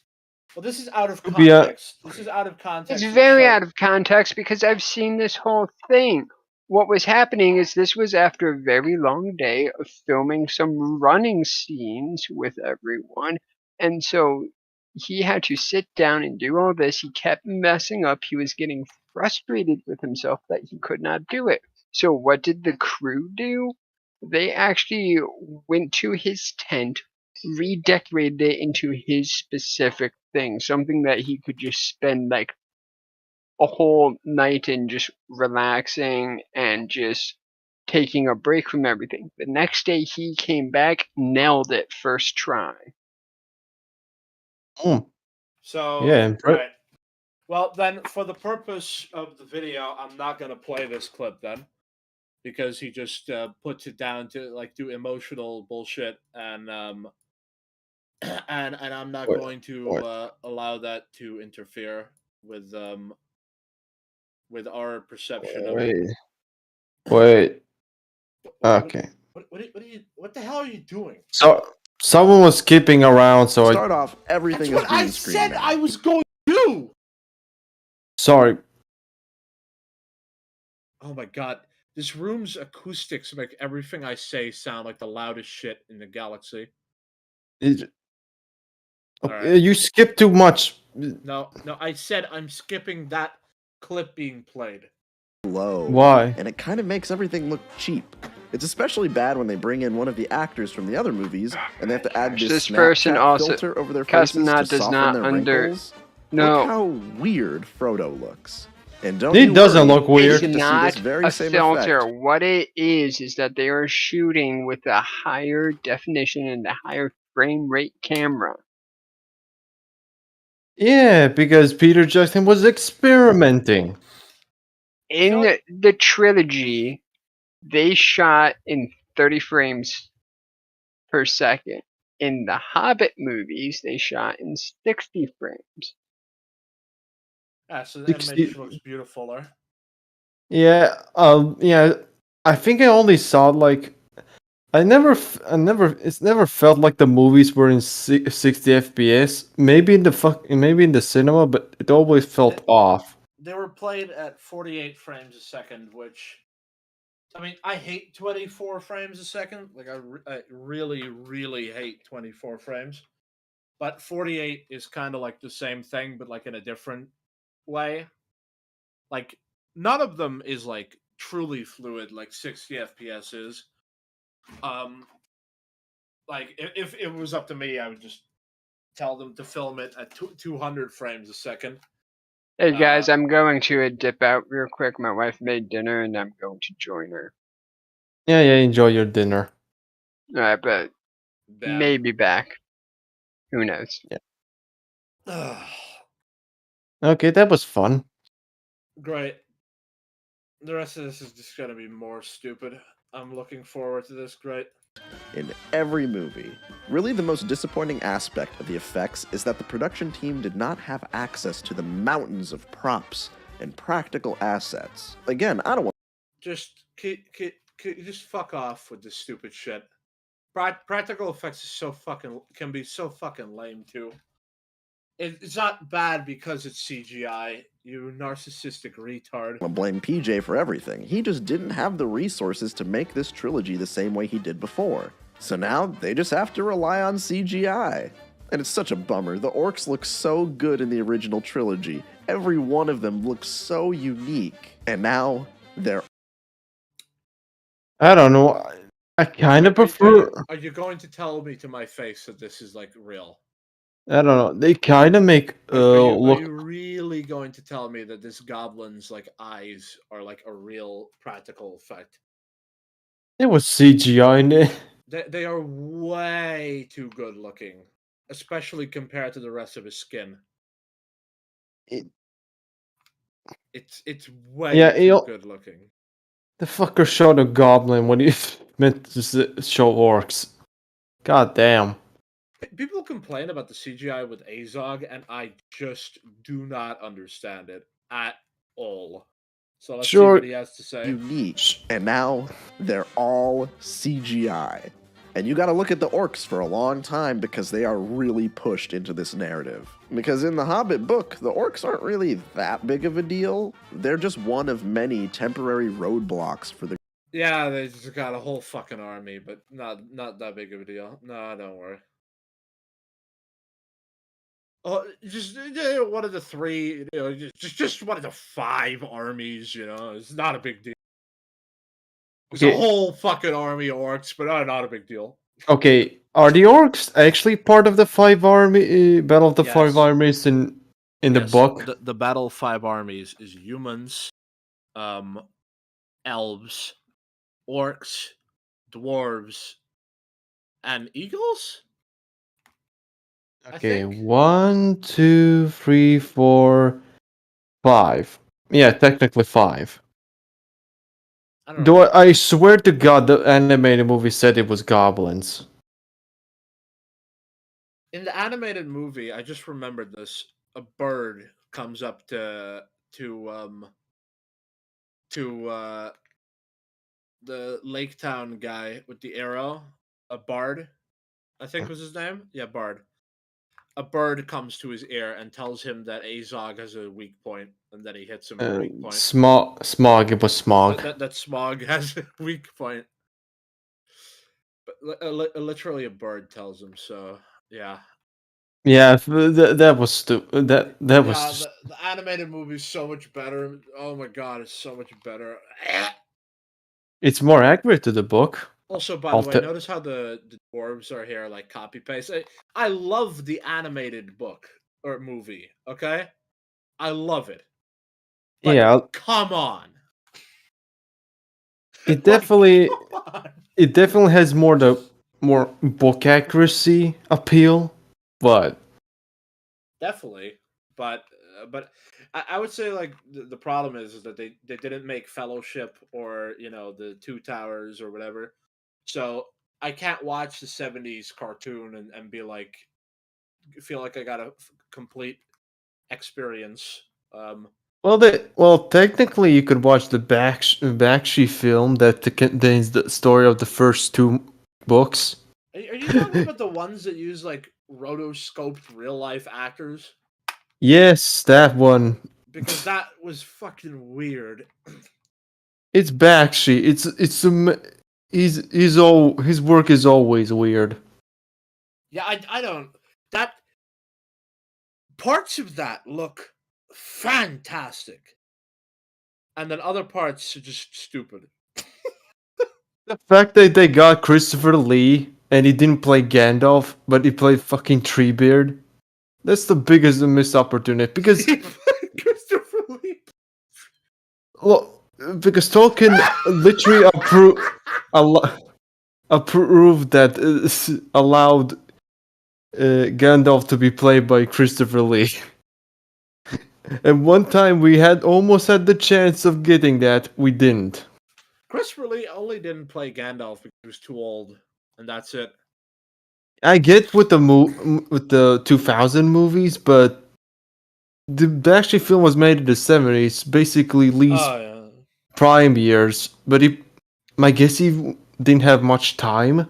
Lee was born in the 1920s, so he'd be like 50, but whatever, close enough to prime. He could still voice Yeah, Gandalf. obviously he could play him. Like he could have played him at 90 if he wanted to. When it comes to voice acting, if he wanted to, but it's it's just I don't know. I think either way, Christopher Lee did a fantastic job with whatever role he played, and he is just fine as Saruman. So Yeah, he did fit the role better. I still can't get over like how he had actually met the guy. Like Christopher Lee, he's so awesome.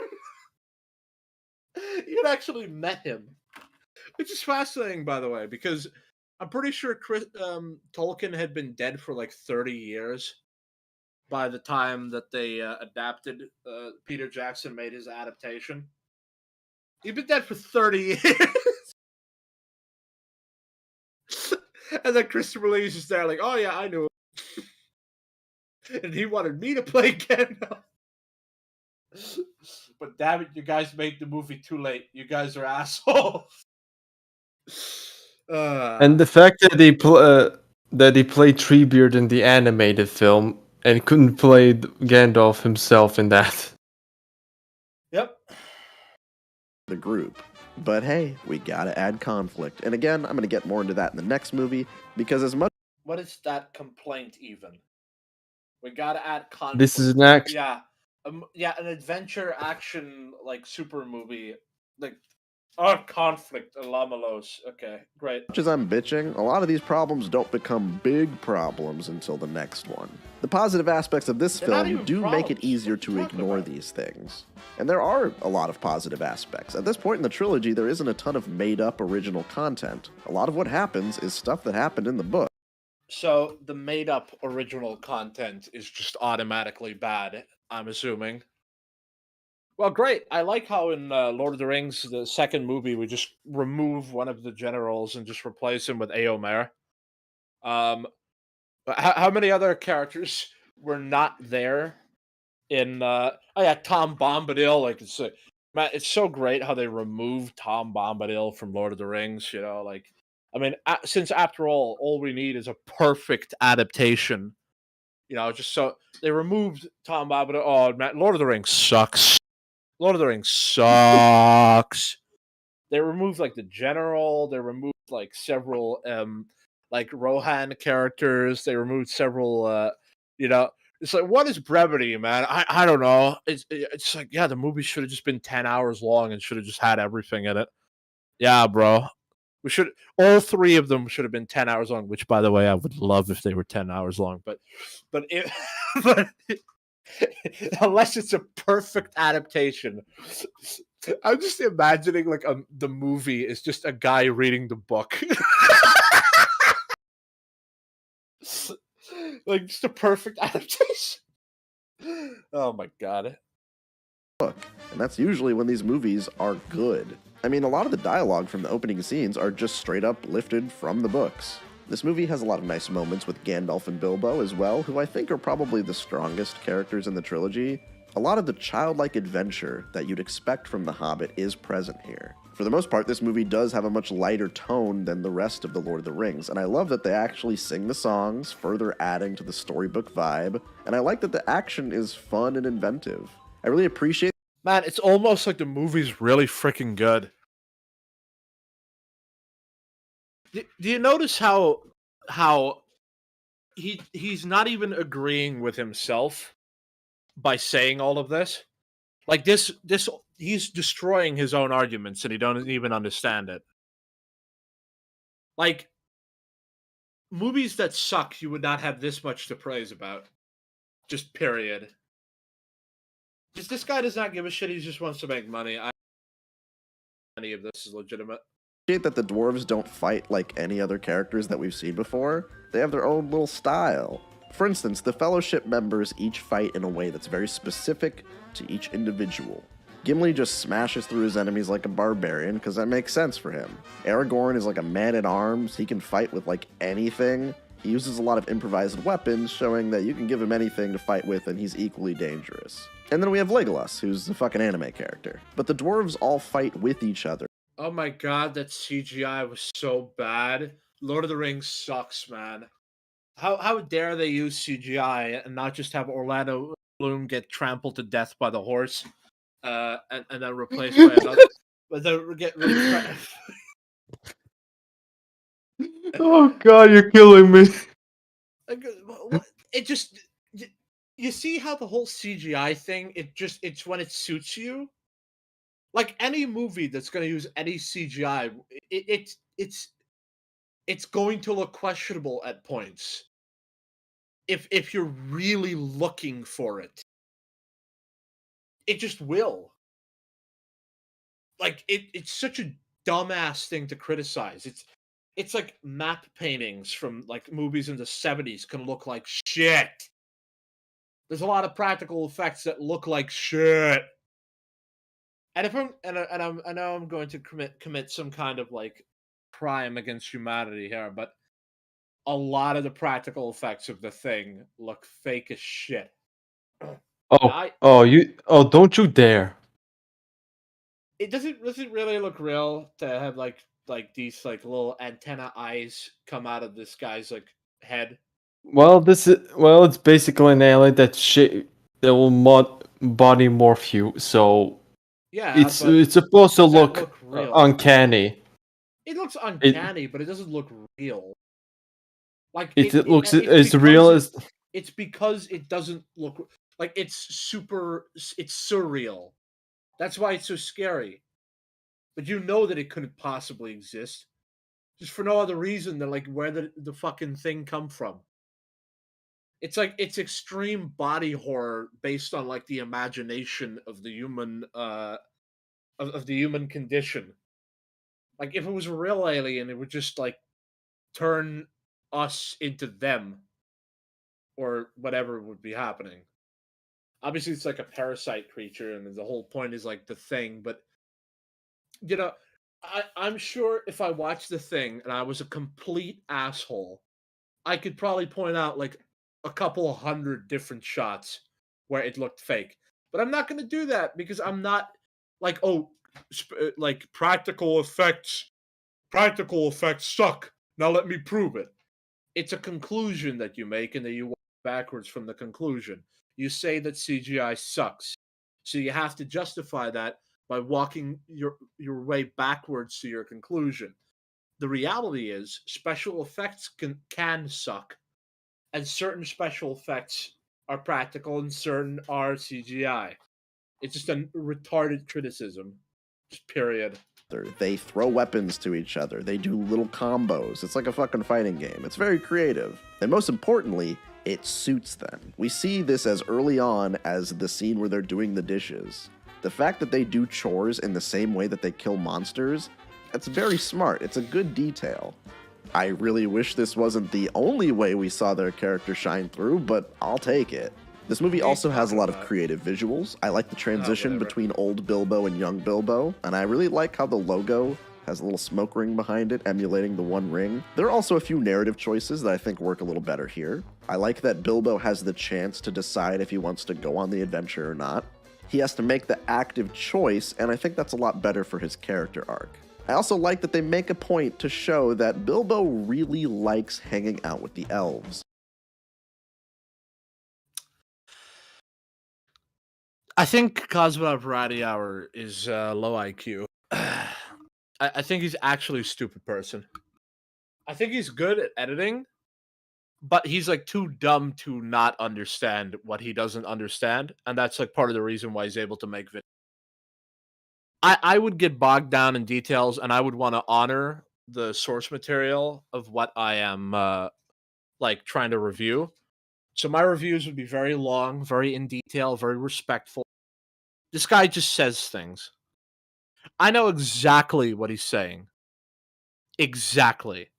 You know, there's a whole bunch of scenes dedicated to show that Bilbo likes being in Rivendell. When I watch the movie, every single time I see that, I feel like it's kind of forced. I'm deadly serious. Like, it's like, oh, Bilbo likes this place. There's just several cuts of him really liking the place. Like it says in the book. Like, I'm just like, okay, this is a little, you know, like in your face. Like, oh, he likes it. Look at him. He closes his eyes in the breeze. Now, I'm not saying it's bad, but I actually like that scene. yeah, I like it. It's good. I'm just saying it's like the movie's really like, oh, he likes it. But they did that so that somebody like Cosmonaut would be like, oh, he likes it. He likes it. So basically, if you want to make a movie that Cosmonaut likes, just make it extremely obvious what's going on every time. And he'll probably say the movie's a 10 out of 10. Cosmonaut is yeah, he's basically. Well, like there's like multiple cuts. Like he's walking through Rivendell, he's looking around, like he's not even doing anything necessarily. Like if he was walking around, like taking a look at, okay, he does, but you know what I'm saying? Like it just, like I thought it was like, oh wow, they're kind of pushing it in my face, and meanwhile this guy's like, oh, see, the man really likes the place, and I'm just like, oh my god, I could tell he likes it even without seeing that. Like it's like subtle filmmaking versus Yeah, in regard to talking about the thing. I understand, dude. I don't hate the thing or anything, but it's I'm just pointing it out because when I saw Day of the Dead and the scenes where the soldiers get ripped apart, those special effects are really good at a lot of points, sure. But the idea that practical effects just make it good, like, no, we didn't even need to see those effects. We did not need to see the scenes of the soldiers getting devoured. That added nothing to the movie other than just being like, oh my god, that is horrifying. well, it's a zombie film. It's meant to be gory. Is it like a requirement for a zombie movie to show a scene where a guy gets like eaten alive? Not really, but it's recommended All right. to show how brutal the zombies are. Yeah, sure. But I'm just saying, like, I really understand why that's necessary. Like, it probably doesn't help that Dawn of the Dead and Day of the Dead kind of have pointless eating scenes. Like, both movies kind of unnecessarily show people getting eaten alive. Like, in Dawn of the Dead, it's like after everybody's already gone, which is like, okay, we didn't need to see that. And in Dawn of the Dead, it's like, or I mean, in the Day of the Dead, it's like, yeah, I know. Soldier is like surrounded. Okay, great. Okay, I get it. He's being eaten. Okay, I get it. He's being eaten. Okay, why is a close up of his ring finger getting? What? Why is his face getting cut the fuck away?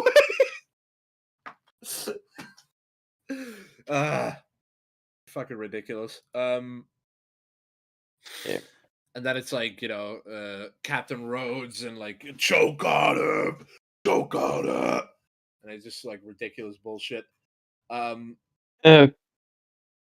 okay. But that's more about like the goriness. But I often see practical effects in old movies being used the exact same way that CGI is being used today.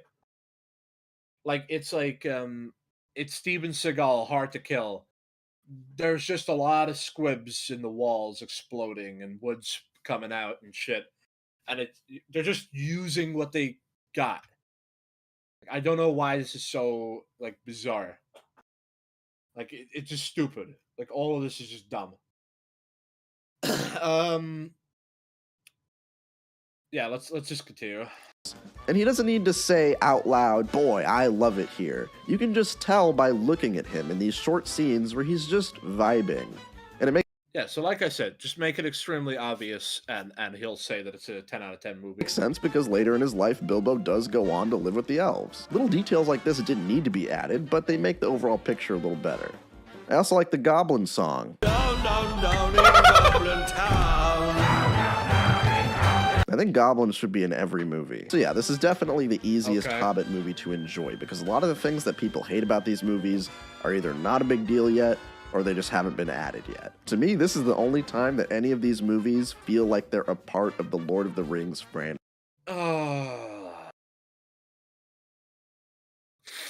I don't even want to continue. I just want to quit now.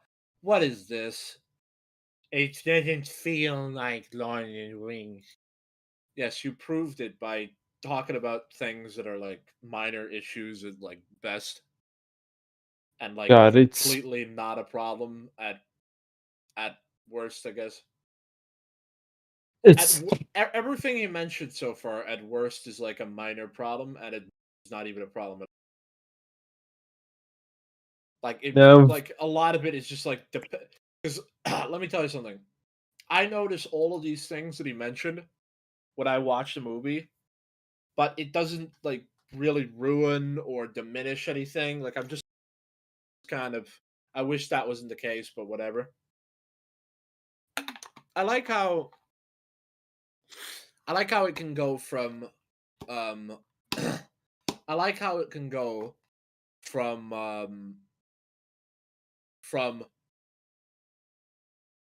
oh, this movie is slightly less good than, Masterpiece to oh, it just sucks. Like, it really shows that the internet is just not objective about their criticisms at all. Because you know that other movies that are really beloved that have minor issues like this as well don't get this kind of treatment. But it's like the movies that they decide are like the bad ones are the ones that get this shit every time. Like I'm sure, yeah. Like yeah, Man of Steel and that kind of ridiculous. I didn't watch those movies, but I know that those films are pretty much in that same category because I saw Man of Steel. It's not that bad, for God's sake. It's like maybe Zack Snyder's idea of what all that shit would be is not that good. I wouldn't really know. I certainly know that I didn't think it was a very inspiring movie or whatever. But that doesn't automatically make the whole thing a piece of shit. That's what I always take objection to. That's always the part that frustrates me because there's a lot of movies that have like Terminator 3, for example. The big thing that gets everyone to be like, "Oh fuck this movie," is when they just tell you to your face that the ending of the second movie didn't affect anything, which would have to be the case in order for there to be a third movie. So you just inherently disagree with the idea of the third Terminator movie and then emotionally refuse to accept anything that happens in Terminator 3 because you don't even agree that there should be a Terminator 3. Okay, but if there is a Terminator 3, then it would have to need to nullify the ending of 2. Unless if it's like a prequel that like starts ends at the start of 1.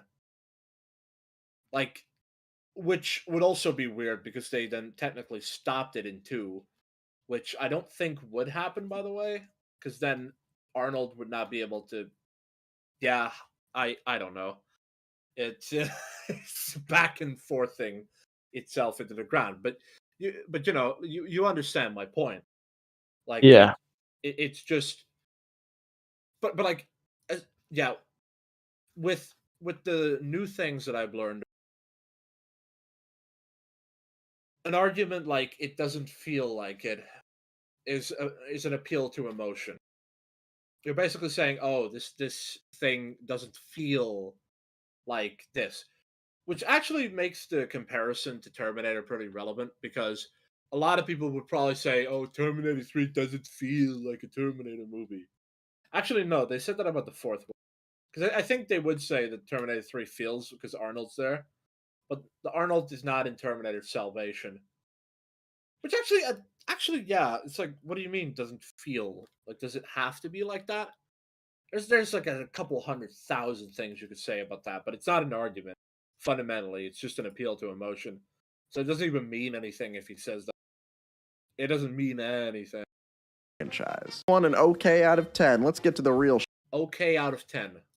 What are you even talking about here? Okay, out of 10. That's so like that is so vapid from like a like intellectual standpoint. It's an okay out of 10. Okay. All right. Well, I say it's a good out of 10, so fuck you. Okay out of 10. That's such a bitch move because you know that he's pretty much okay. Wait a minute. He's saying the Hobbit trilogy why it sucks, and the first movie is okay. That's like saying the Terminator sucks, but Terminator 1 is good. Like the whole Terminator saga sucks, but Terminator 1 is good. Or saying that all the Terminator movies suck, all of them except Dark Fate. You should have said the title should have been the Hobbit trilogy. Why it isn't great? It would have been more okay-ish title.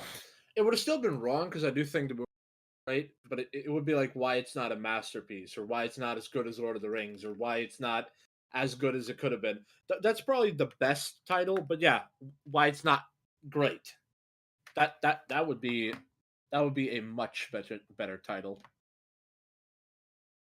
I just I'm sort of thinking like I'm sort of like reminded prequel rewrites and that kind of stuff. Like it's usually people come in with an idea that's just on its face stupid and wrong.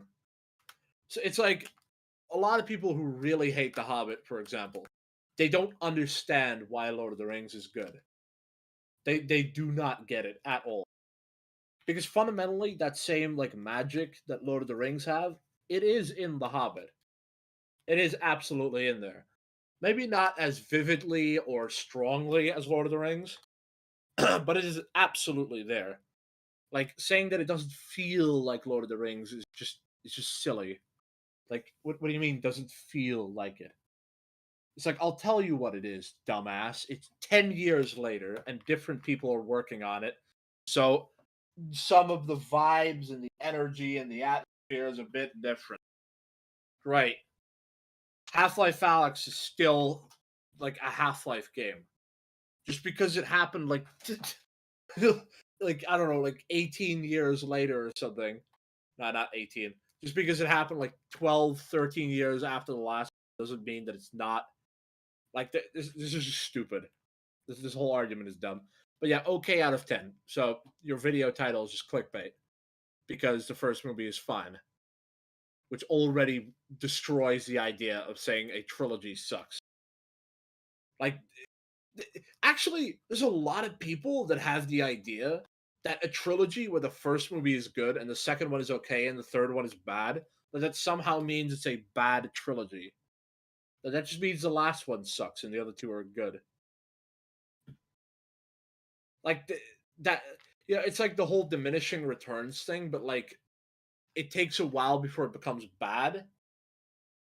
I get the feeling like a lot of film goers, they're like, if it's not literally as good or like substantially better than the original, then it's just a bad sequel. Whereas I think a lot of sequels are just like either just as good as the original or like just slightly worse. There's a lot of series like that, right, Latvian? Yeah, Yeah. a lot of movie series where 2 and 3 are just like they're fine. I think the Rambo movies are cut. Nah, I don't know. Maybe the Rambo movies got better. Well, the first Rambo is more actually like good. I mean, like one film that I could think about Ice Age. Like Ice Oh, Age had a fuck ton of sequels. oh yeah, Ice Age. But I don't think like even like I haven't seen the fifth Ice Age because it felt like it was really hammering the pop culture bullshit.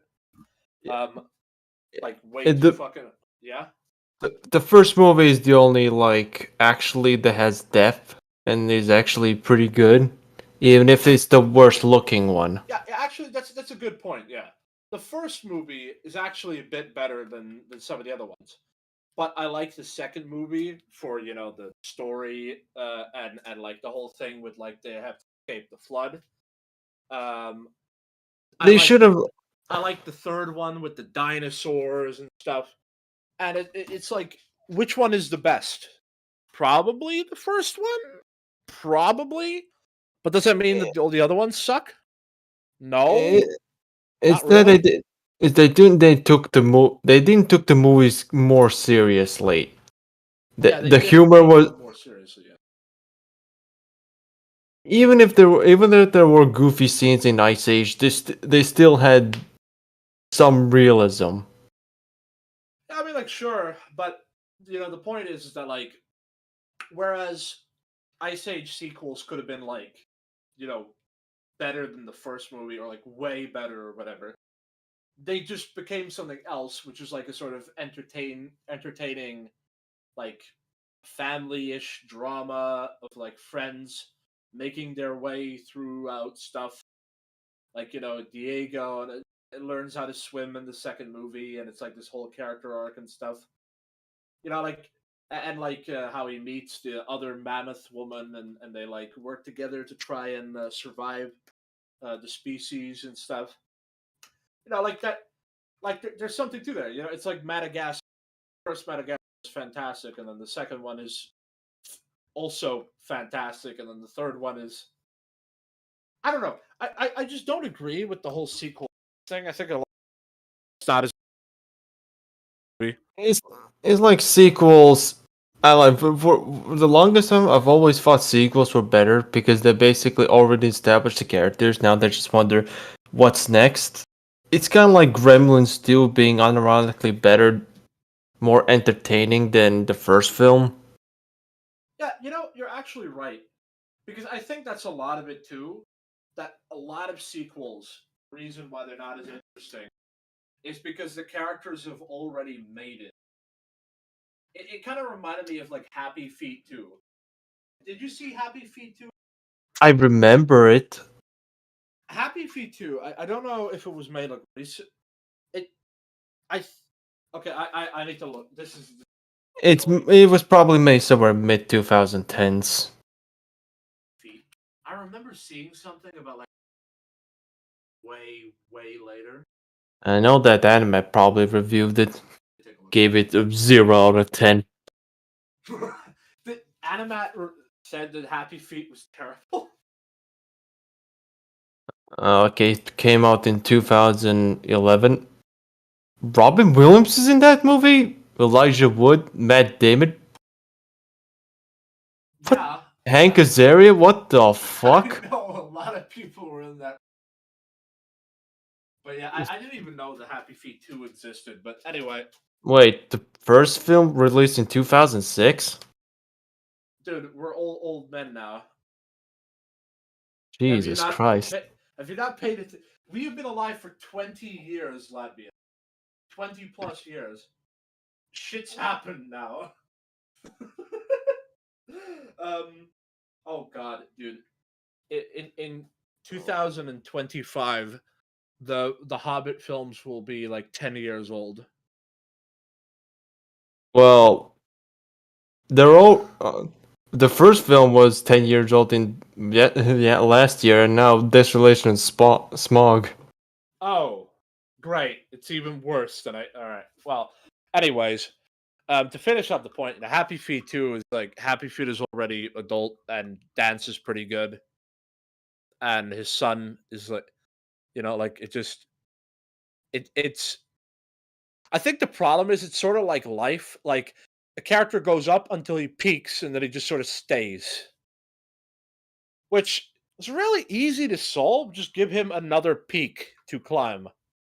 And I think a lot of sequels are like, a character becomes a dad, or he becomes like better, or he meets the brother of the bad guy of the last movie, or some stupid shit like that. Yes. Like in Die Okay. Hard 3, like it's just a brother that it doesn't look anything like him. All right. Yeah. Okay, we've gone way. Dedicated a lot of time to this. We're talking about the interesting problem with with sequels.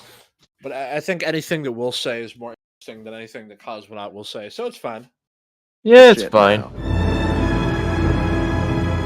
Second was I think I probably hate this the movie. worst. I don't know what it is. Maybe I was in a bad mood, but watching this movie made me cranky. Any hope I may have had for this trilogy has completely been washed away. If you ask me, this is where these movies really start to show their true colors, because like I said, the last movie already covered Bilbo's entire character arc. And unfortunately, we don't really have a lot of ground for this story to cover. Being the middle chunk of the book, this movie only has a few story beats to adapt. And the only things that happen in this part of the book are the following.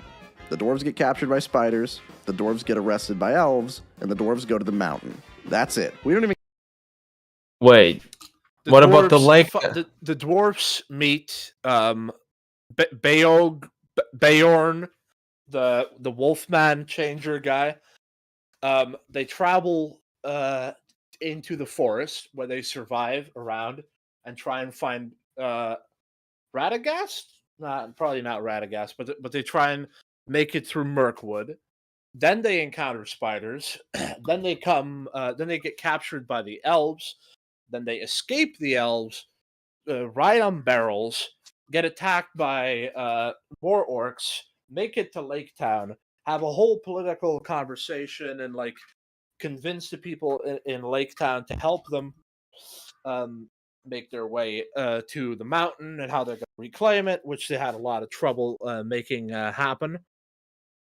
Until they get Yep. and then they make it to the mountain. They encounter, or they can't get into the mountain because and they have to like figure out how to do it, and then they go over there and they have to like be, it's if I just if I. Yeah. He is so disingenuous. Oh my god. Yeah. Well, like one of my problems with like I don't know, the first film is like Thorin loses his Oaken shield. Oh yeah. Yeah. Did he lose it in the book, or it was never in the book? I don't think he had. Well, if he had an oak, then maybe he did drop it. I know that thematically it was kind of appropriate for him to drop that thing early, because he's like what a lot of people don't realize that he's sort of transitioning Oaken Shield to Thorin, King Under the Mountain. Ah, yeah. Oh, now it makes sense. So he's like he loses the oak at the end of the first movie because by the time the second one is, he's already at the mountain. So it's like he's becoming more status like as he like goes on. Yeah. Like you can see it. Like one of the details, like a lot of Thorin's character is very misunderstood. One of the things that is very noticeable about his character is that he's got gray hair. And a lot of people don't actually realize that. He's got like a sort of like tip of gray on top of his hair. And it only gets worse throughout the movies. Like he becomes older looking the further he's in. And I didn't realize the significance of that. Because he has in the first movie he has a conversation with Balin about like how or Dwalin, I mean. About how he about how he's created a good life for them in the Blue Mountains and stuff, and how he doesn't need to do this, and that he says that he has to do it. And I realize that this is his last chance. Like Thorin is like 75 or whatever. Like he is, he's like middle aged for a dwarf, pretty much. So this is the time. Either he just gives up and lets it all go, or he goes now and and reclaims his birthright, like in a very Yeah. real way. This is like like I don't know, a prince that is like pushing 40s, reclaiming the thing of his dad that he lost when he was like 9 or whatever. Yeah. It's pretty, like, Thorin's character arc is a lot more pronounced than you'd think. I guess a lot of it is just visual is the problem. Like, you can see if you watch the third movie, he becomes like he is sort of the he's his derangement, you know, that he has when he's dragon sickness. It was already coming up, like around the time that he was even able to see the mountain. Like, it was always going to happen. Whatever. Yeah. I'm just talking. Actually, that conversation was between him and Balin, not Dwalin. Yeah, Dwalin is the guy who. I mean, Well, kill is the Smaug g- in this movie. yeah, we whatever. just need to meet him. Now that's not a lot of stuff for a story. So this is where PJ and the team really started making shit up. In the last movie, they really only added the new orc bad guy and a few other details, but that's not enough. We need more OC. In the original story, Gandalf leaves the I defer to my previous point about them removing characters from Lord of the Rings to fit time and space. Oh, by the way, Lurtz is not a real character, so I guess I guess stories bullshit now. It's not. What do you think about Azog? I like Azog as Azog was in the book. Maybe he was a goblin, but he definitely was in the book. yeah, he was in the book. He was like a villain and stuff. I'm not sure if he lived to the end, like he does in the movies. I know he dies at the end, but I mean, like he's alive to be for the final battle. I don't know. I think he might have died earlier, but they made him Then, more pronounced. then again, the battle is not exactly seen in the book. It's only like afterwards mentioned. Which yeah, it makes sense for a book, but really it's a Yeah. Like I said, some fan edits actually do that. From the moment where Bilbo is knocked out, he like it from the moment he's knocked out, it just goes off to like I thought that was so stupid. it kind of works, but at the same time, It works, but it's like it's so lame. Like, as much as I love the animated movie, actually in the animated movie he just waits out the battle, which makes him look like such a bitch. like yeah, what a he just Thorin just dies, and it's like, oh, Thorin, I'm so sad you're gonna die. I could have like been there and helped you and saved you, but nah. You know more about being. I know more about being peaceful than you, so I just sit there and let my friends die. Fuck you. yeah. Oh yeah, the animated movie is the one that killed off more than 3 dwarves. Oh yeah, like a whole bunch of them died at the end. A whole bunch of them died. I guess that movie needed more time. It would have been depressing, but I think it maybe would have actually helped if they killed off a few of the Fellowship, or I mean the 13. If it really was such a problem, like they could have like had Azog kill a few of them at the end of the first movie. But then it would get like really somber because they start with 13 and at the end they would only have like 6.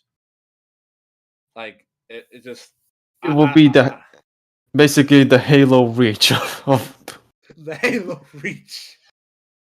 I'm just imagining like like the movie starts with like Bilbo's decapitated head. oh. It's just the image of like Bilbo's narration. Like, probably wondering how I got here. And the answer boy. might surprise you. Oh, that should be. Oh, Lupus, make this into a blooper. And like the movie like ends with like Frodo as like 1 year old, like yeah, as if any of this makes sense. Just That's how they should have. Whatever. I'm going off a tangent. I just mixed like several idiotic things together. Oh god, that was easily one of my favorite things about the movie Tangled, that Disney movie. Like it just starts off with "This is the story of how I died." No, I'm just kidding. Nah, I'm just kidding. Great. The group periodically on the adventure because he's a wizard and he's mysterious and he's got shit to do. He's also way too strong, so he'd solve their problems a little too quickly. Yeah, this makes Gandalf more of an asshole in the book because Yeah. he Yeah, leaves exactly. all the shit that happened to the Lonely Mountain. It's his fault. Look, let's be He- real here. Like, oh, Anomaly is actually doing a stream. Are you fucking kidding me? Stealing my thunder now. Really? Really? Really? All right. Well, anyway. Okay, so I'm not going to say that Gandalf leaving and then returning is like bad writing. But it is one of the things that Tolkien kind of did to be like, oh, this character's overpowered, so I'm gonna just make him leave. And um, and that's like like it's an interesting choice, but like I think it serves the purpose of the movies a lot better that they actually show that he's doing something important and worthwhile, even if that is mostly filled in. yeah, I mean, like we have to like understand, like the whole part of the story is to set up the events in Lord of the Rings a little bit more. because it's a prequel. Yeah, and I mean, I kind of like the whole thing with Sauron being there and trying to get it all over there, and that it's like, oh, he was like blown to Mordor and stuff like that. I like that. I like that. Like it shows a sort of active where they don't believe that there is a threat. And then obviously it's like, oh, they take 60 years to do anything, but I can see that. I can see that, especially with like modern day politics. And you see how messed up Rohan is and Gondor. So you know that those morons were going to be infighting for the next 60 years instead of actually dealing with the problem. And then, of course, like Saruman gets corrupted by that motherfucker. So you know how it is. uh let's Yeah. yeah I I love Lord of the Rings and The Hobbit, and I think the movies are I wish the Hobbit movies were slightly better than they were. um but I don't hate them. Like I don't understand why. Like it really just boils down to, oh, it's not as good as Lord of the Rings for the movies suck. I'm just getting kind of tired of that, you know what I mean? Like I'm getting really tired of that sort of emotional nonsense. Like, I just wish people could be more legitimate. The film's not as good as I want it to be, so I'm just kind of disappointed. It's like, okay, this is not a perfect world. It is what it is. But no, it has to suck because I cannot. I want it to be better that it turned out to be, and then I have to make a fan edit which like cuts out most of the movie, and it just creates another problem. You know, if you just accept it for what it is, it's actually pretty nice. I mean, like the love story. On one hand, like he's he's gonna mention the love story later on. Yeah, I'll just save it for then. But yeah, I'm doing it again. I'm doing the fucking rambling endlessly thing. That's the reason why our streams took so long. I just talk and talk and talk and talk and talk, and nobody shuts me. To be this, to be honest, like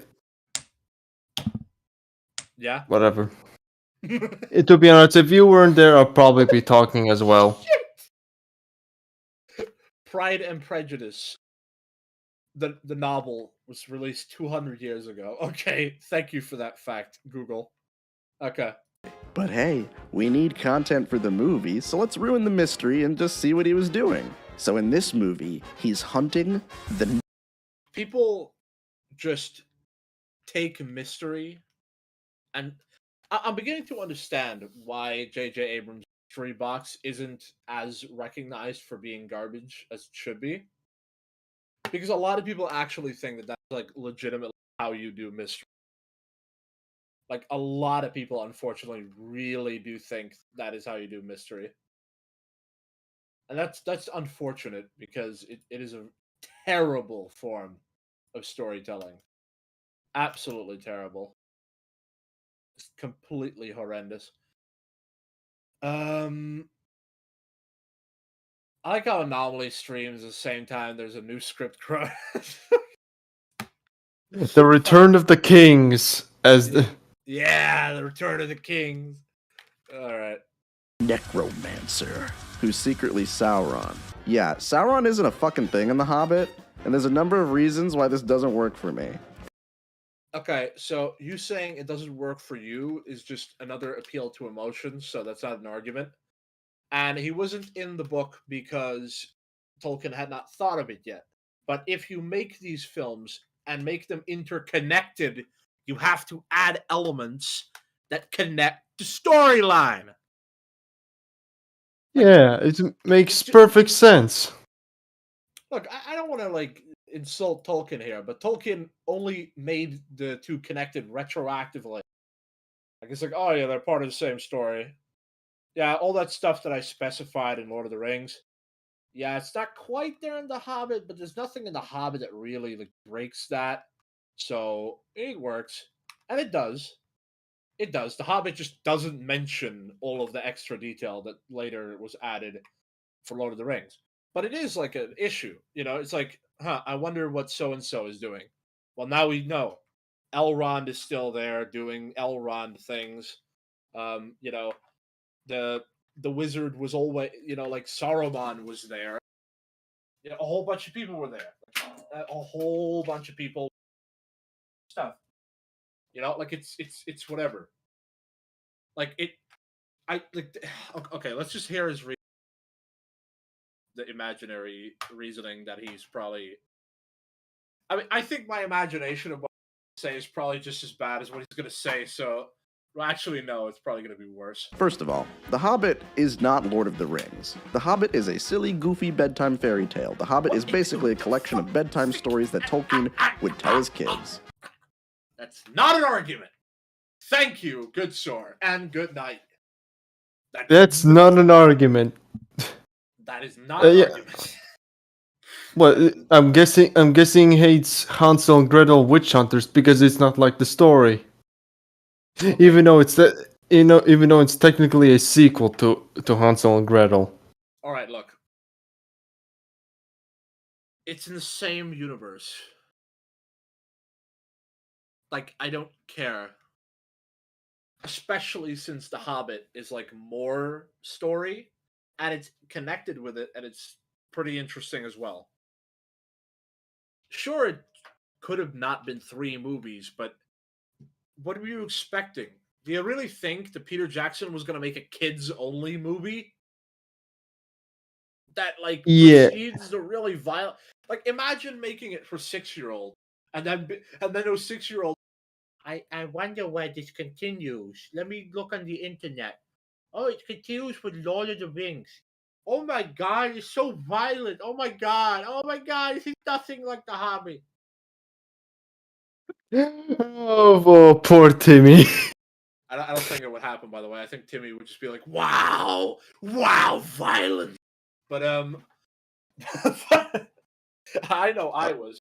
When I was like 7, I was like, wow, they're killing all the bad guys. Yeah! It's funny how okay kids are with violence if it's the bad guys. It's only a problem when good guys kill bad guys when you're like a pretentious teenager. Oh my god, I know, right?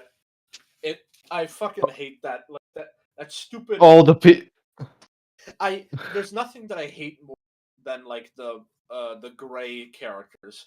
Like, dude kills like 50 people. It's like, I'm not the bad guy. Yes, you fucking are.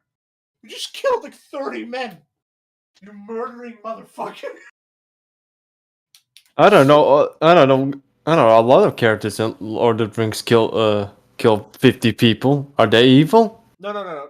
no. What I mean is like you'll have some guy, and like and he's like with the main character, and like the bad guy's like on his knees begging for really murders him, and then he's like, "Hey, why did you kill him? You're just as bad as him now." And he's like, "No, I'm not." "Yes, you are." "No, I'm not." "Yes, you fucking are." "No, I'm not." Oh, I hate this. I hate that trope. Me killing a mass murderer doesn't make me as bad as him.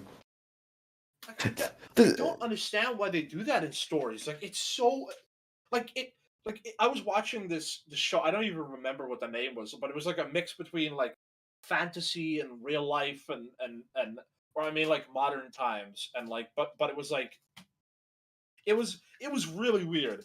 It was like fantasy, but they had gone to modern times, but there was an apocalypse, so it went back to fantasy and swords, but guns exist and stuff, and like destroyed wreckage. It's an interesting concept. But there was this one character, like somebody tell me if you read what show it is.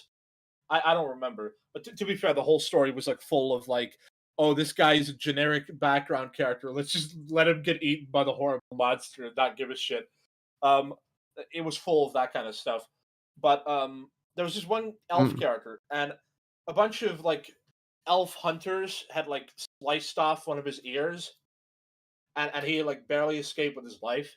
And then like the good guys help him like get revenge and stuff. And then there's this one guy who's on the ground and he's got like a knife to his throat, and he just kills him. And he just kills him. And then like the main character just sheepishly goes like, "Oh, you're now just as bad as him." And he's just like, "Yeah, well, they took my ear." And I'm just like, "Fuck you, man. Fuck you." Like, if I was a main character, I'd just kill him. Like, I would just kill him. And then that guy like helps him and stuff, and I'm just like, no, fuck you. You killed that guy. He took your ear. You killed him. What you did was worse. Like, fuck you. I hate that shit so bad. I fucking hate morally gray characters. Like a morally gray character would be like a hitman that kills dudes that are complete pieces of shit and then use his money to fund an orphanage. That's a morally gray character. A morally gray character is a guy who does somewhat fucked up things, but isn't just like a complete unhinged sociopath that switches between being a good person and a brutal murderer. A morally gray character isn't a literal bad guy that's just friends with the protagonist. Well, you got a point there. This is why George Lucas made Han Solo like not kill Greedo in like cold blood. It's so that he didn't send mixed signals to the audience that this guy is a coward who shoots people before they could shoot him, but that he was trying to defend himself. Like it just makes him look worse than he is. Like they showed like this cartoon image of like Han Solo smiling after killing Greedo, and it's like, no, he didn't smile in the movie. He was just like, all right, killed that guy, time to leave. People completely misunderstanding character. All right, let's continue. And it does read like that. This is the tale of how Bilbo saved the dwarves from the trolls. This is how Bilbo saved the dwarves from the spiders. This is how Bilbo saved the dwarves from prison. But, Papa, can the dwarves do anything on their own? No. And Tolkien didn't really have the Lord of the Rings fully ironed out when he wrote The Hobbit. The One Ring was just a cool magic ring that Bilbo found. And later he retconned it and made it way more important. And that works, but when you read the book, it's just kind of a ring. You retard, man. That's not how retconning works. Okay, I've talked for way too much. Latvian, explain how it's not a retcon to change the properties of the rings important in the stories later on.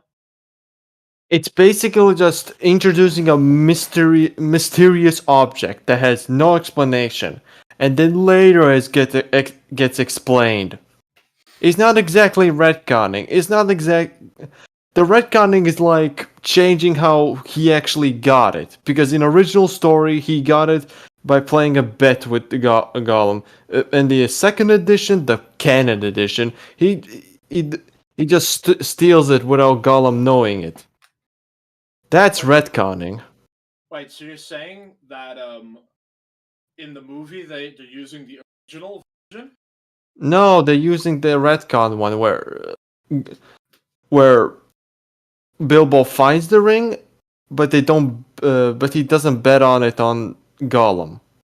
Oh, I see. They're using a little bit of both. Like they still do the bet, but it's not over the ring. It's for being able to leave. Yeah. That's actually pretty smart, actually, because that gives you the best of both worlds. Which is not that surprising, because that scene is really good. I feel like we're doing really well. Who's messaging? Oh, new phone. It's pretty Kaiser. Fuck. Ah, the Kaiser. Kaiser, come here. Okay.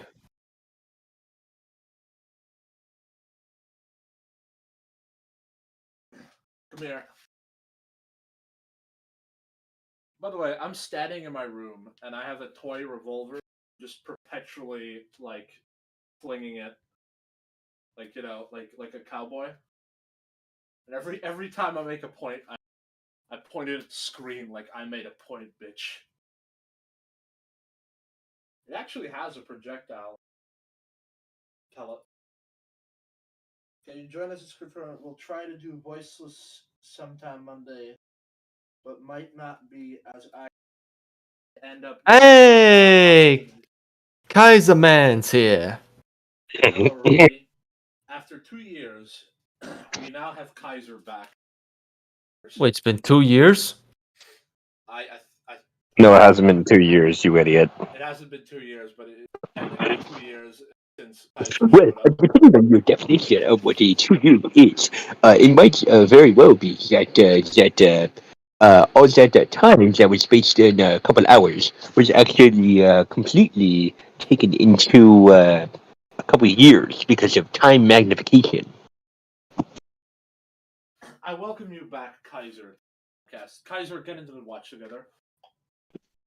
Okay, hang on. Let me try to get myself set up first before you send me on some wild goose chase bullshit. Did you watch The Hobbit? Hang on.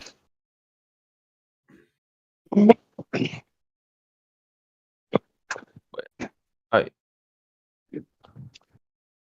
Okay.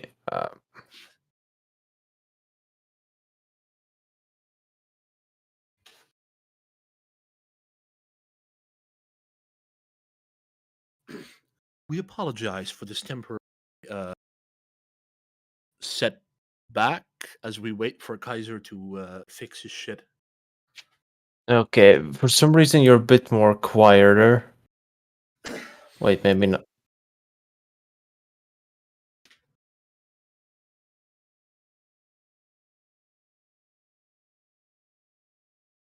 No, it works. It's fine. Sorry. It just, it, it's just both of us are. Joel kind of left early, but that's fine. I'm happy he showed up. Yeah. Besides, God knows that he's. So, Kaiser, get in the watch together. Kaiser? Yeet. Hang on 1 second and shut up. Alright, so could you guys hear me? You're a bit more quieter, but it's okay. Hang on. Oh, you definitely sound better than. Shut up.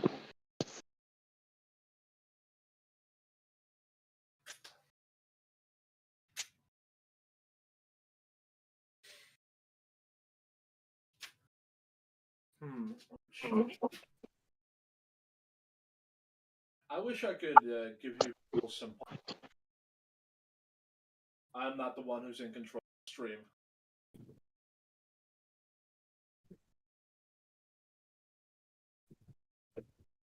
Okay. Everything okay? Yeah, I'm just trying to, to get my fucking Bluetooth shit to work. Okay. Oh crap. Okay, the microphone is definitely not. Shut up. It's the microphone's good quality. It's just that we're both a bit too louder than you. So in other words, you're blaming me for nothing, basically. Let's see. Wait.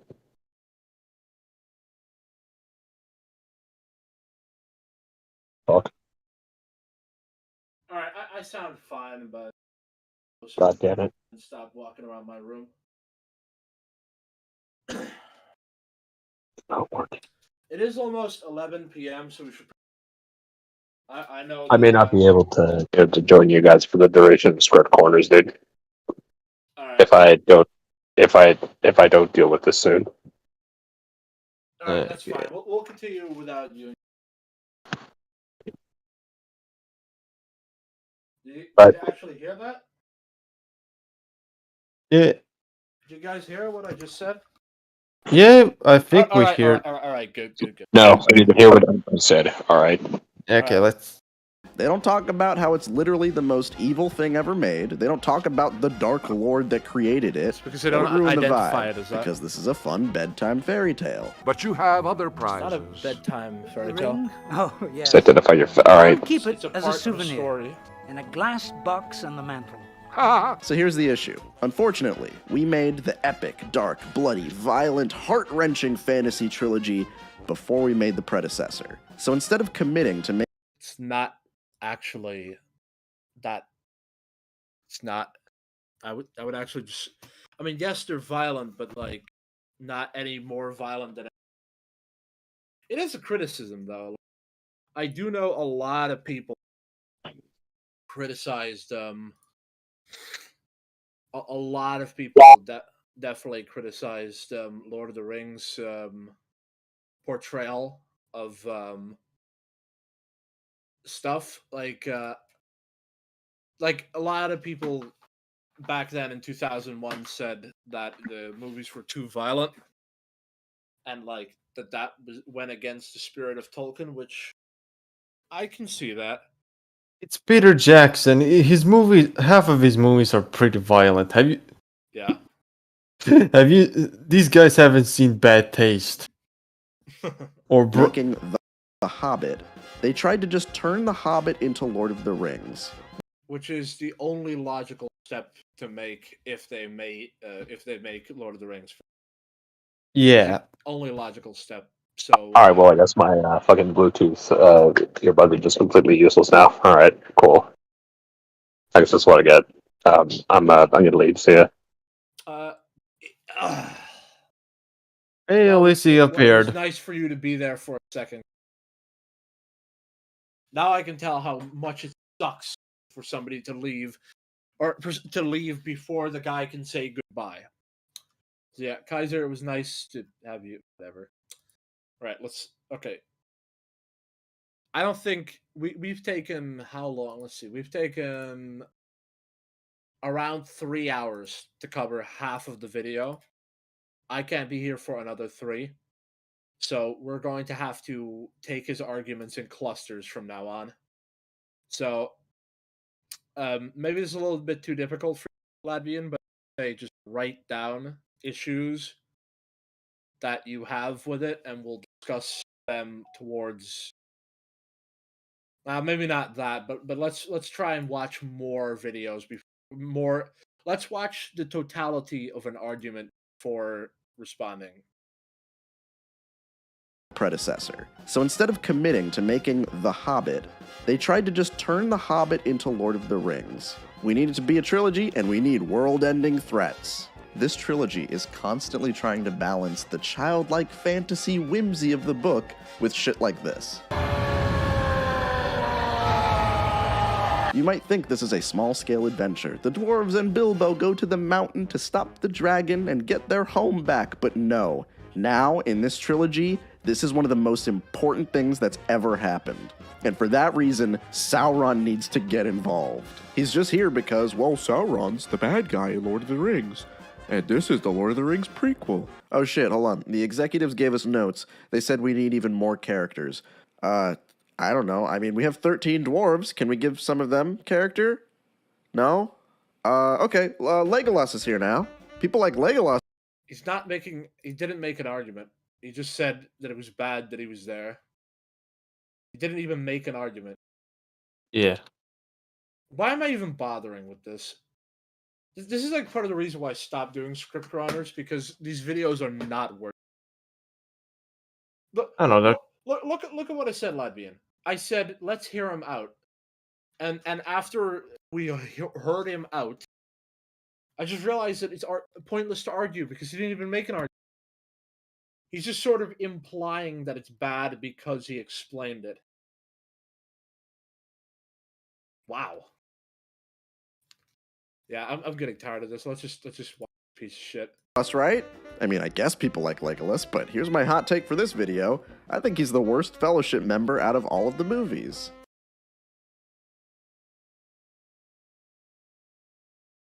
Oh, really? He has that brain.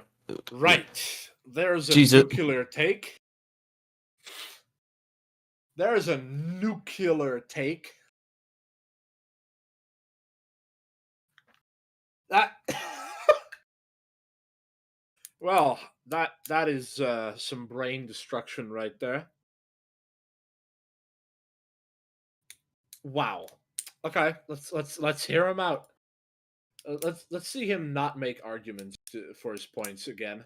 He's easily the least compelling of all of them. He barely has any lines. He kind of just sits around making the same face. Like, bro, you are literally about to die. Could you pretend to care? And I've heard he's better in the books. And that's cool. It's fine. But I don't read books for nerds.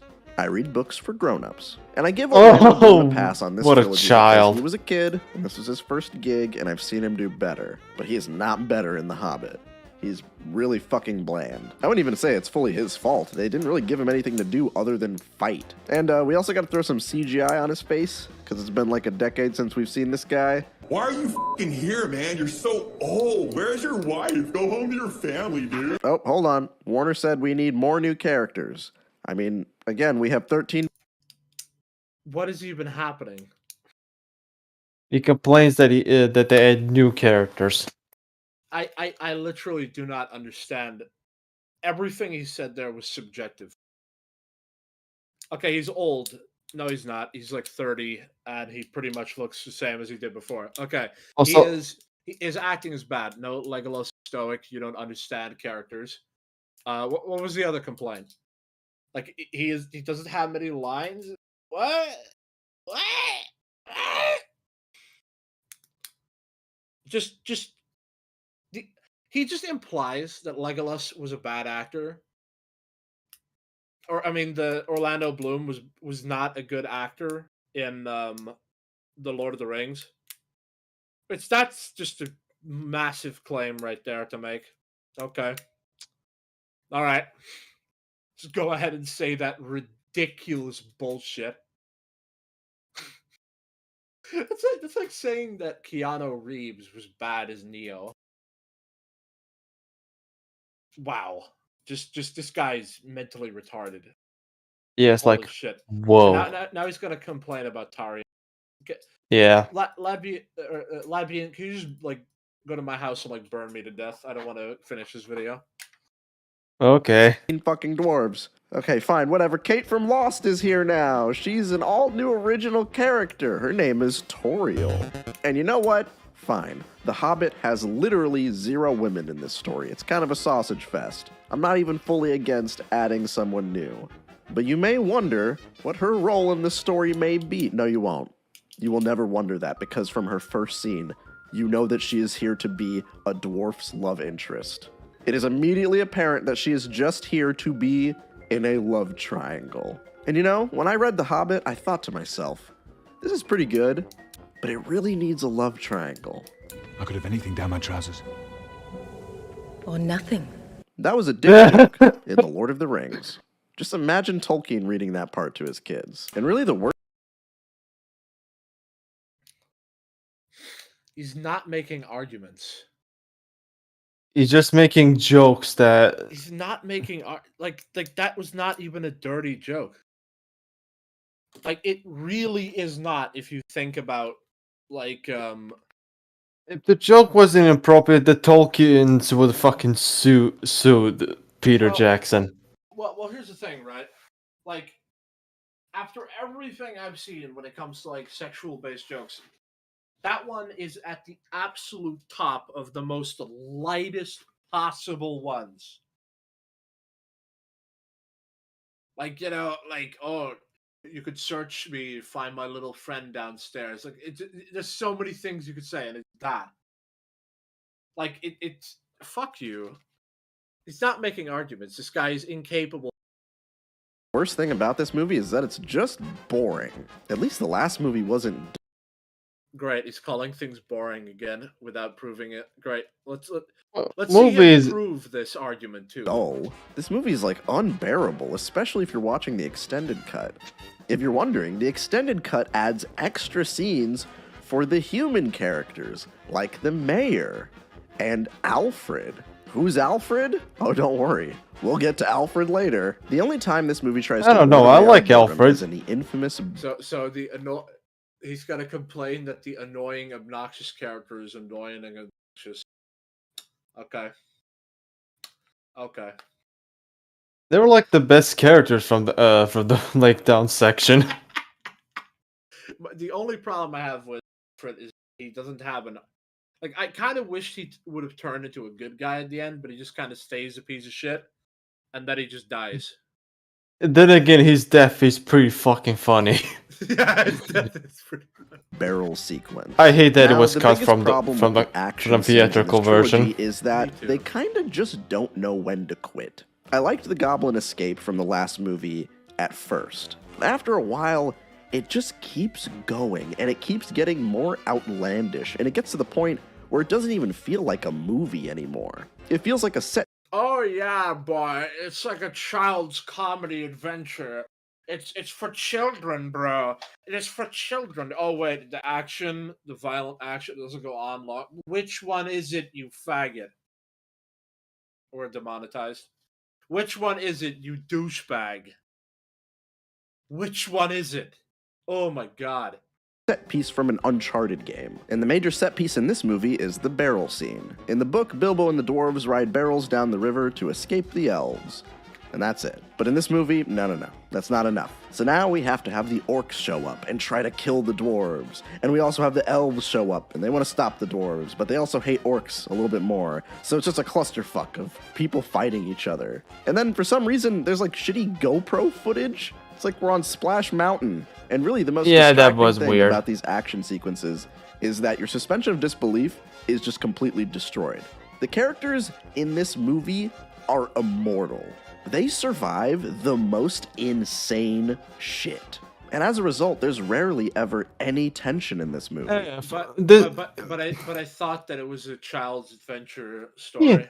Yeah, based on cartoon logic. Yeah, They- it's just a bedtime story. Yeah. So why do you care? I'm not. Look, when you say that something should be X, I'm not going to accept any criticism about it not being Y whatsoever anymore. He did it again. He said Star Wars should be simple. He did it again. The Hobbit should be simple. It's just a child adventure story. He's unreasonable.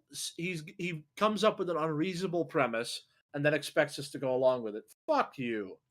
Fuck you. And that's kind of one of the biggest problems about prequels. We know Legolas isn't gonna die. Yeah, that doesn't mean that we don't care about anything that happens or whatever's going on. Okay, why is this always a complaint about prequels? It's a complaint because people are too stupid to understand that people who watch the prequels first and then the original movie, they are functionally incapable of realizing that if somebody watches them in order, as in the prequel first and then the main movie, that then the experience totally works. There's like some movies where it's better to watch the prequel after the original, like something like the Ronani Kenshin movie series. Like the first three movies are like the main trilogy, and then there's like a duology that finished the saga. I recommend watching the beginning first and then the finale, but for some reason it was released the opposite way in Japan. If you watch The Hobbit first, you think Legolas is gonna die. Yeah, You think Gandalf is. You think everyone can. yeah, like If you watch Lord of the Rings first, yeah, you know they're not gonna die, but that's because you're watching the movies out of. yeah, like I said, I rewatched the entire Peter Jackson's Middle Earth saga in chronological order in theaters, and at some points I kind of it's more preferable than how this, because is this how the book was intentioned, book series was intentioned. Fucking intention. Intended to be. Intended to be. Sorry, I make up words that already exist. Well, actually, intention is a word. It's a current word, and intended is a past word, if I'm correct. So yeah, that's like language stuff. I said intentioned. Oh, intention. All right, that was very intentioned to be that way. Yes. Sounds like a word. The staff of Power's Doom. All right. The Okay, let's. I'm making a soldier profile pic with the sentence intentioned. Intention. All right. Intention to have a heart attack.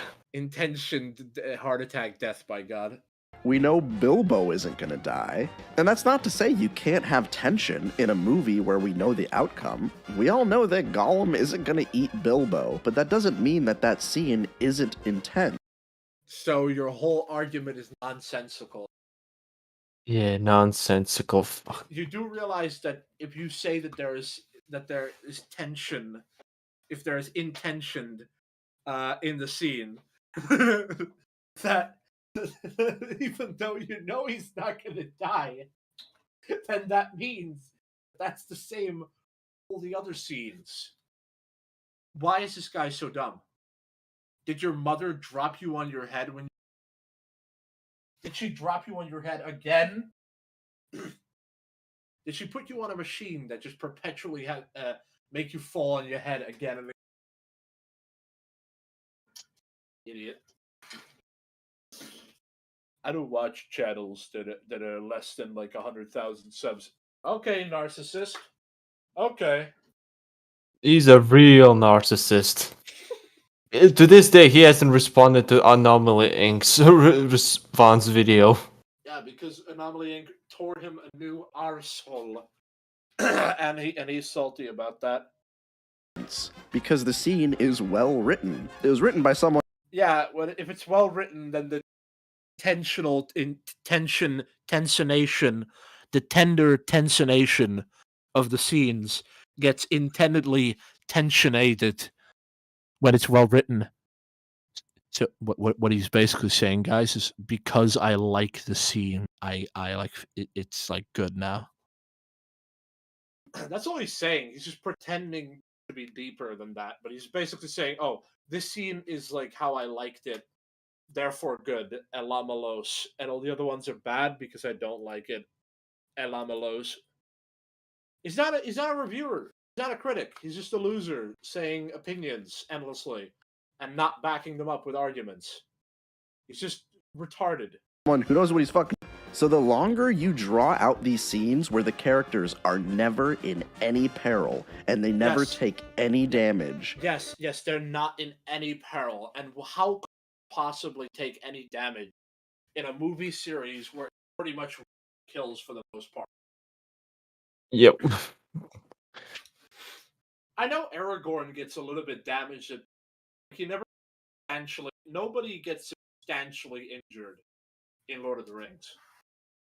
like without it like being like at the end of a battle or something. Like Yeah, it's like nobody's getting stabbed and then like continues walking after that. Was Sam or Frodo stabbed or something? I don't remember. Frodo was stabbed by a javelin, which should have crushed his lungs, but it didn't. He was wearing literal plot armor. Yeah, literal plot armor. He was- Too bad the armor didn't protect Bilbo's head when it was hit by a rock. you know what I never understand, or one of those things that I just don't get is like you have it in movies sometimes where guys wear like literal bulletproof armor, and he still reacts like he would if he was shot without armor. Like he like falls over and stuff. I do not understand that at all. I don't think that's like Frodo should have just been like catapulted to the back of the wall from the force of the troll stabbing him. Wow, okay, he was stuck to a wall, but Frodo like falls over and he's like down. Like he's like, "Oh, I'm dead," but then he's still alive. Like it's just kind of overly dramatic for. Like I feel like he would fall down and then he'd be like, like obviously still alive. I don't know why they. I don't know why they. That's one of those things in Lord of the Rings where it's just like, ooh, Frodo got killed by the troll early on in the. Ooh, oh, this sucks. It's like maybe Pippin is gonna become the. Pippin takes the ring. Is like, now I am the ring bearer. Then Pippin trips off a cliff and dies. And it's like, what was the other guy's name? Mary. Mary becomes the ring. oh And yeah. and then Mary dies from Maria, and then like Gimli becomes the ring bearer. Imagine Gimli running into Mount Doom. Like Gimli is just like he's just jogging through Mordor, like bobbing him. Runs into Mount Doom, just suicide jumps down. Mount Doom explodes. Gimli saved the world. Oh my god. Okay. Yeah. It just kind of makes me not care. Why would I? It just kind of makes me not care because I actually don't like the movie. And I can't think of logical why. So I just sort of say stuff like it makes me not care, which is absolutely nothing to do with how I feel about it. You're just talking feelings, bro. I don't care that you don't care. And you don't care that I care, but it doesn't matter because you're just saying I don't care, and that's the extent of your argument. You suck. Why would I give a shit if they're never met with any sort of roadblock? And after this, we get a long stretch of. Yeah, I mean, like, it's not like them having to fight off as a road. Yeah, No, it's they not a roadblock at all. Yeah, it's Labian, you know that I said that like the AI in Half-Life 2 sucks and that the game is too easy? yeah, you can. You know how I said that? I would Yeah, never you say that the Combine soldiers have are not a threat. I would never say that they're not a problem. They're a problem. They're just kind of easy for me after playing it for 40 billion times. They're easy in the gameplay, but they're kind of dangerous in the story. Well, even in gameplay, if one tosses a grenade at me, I can. Like this is like saying that. But even John Wick, like I would say, like John Wick, like kills guys way too easily. But it's not like it's not a challenge for him to kill them. Like it's not like they're not a threat. I mean, to be fair, a lot of them don't really act like a threat. Like one of the problems with the John Wick movies is that whenever he gets into a melee fight, the bad guys are always defensively fighting, like always. Like they're never really attacking him. Like, and when they do it, they often do it like in a way that they can just easily get killed.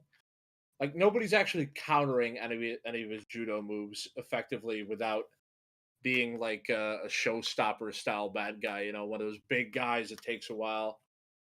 Like, but yeah, I mean, like it's stupid because Bolg and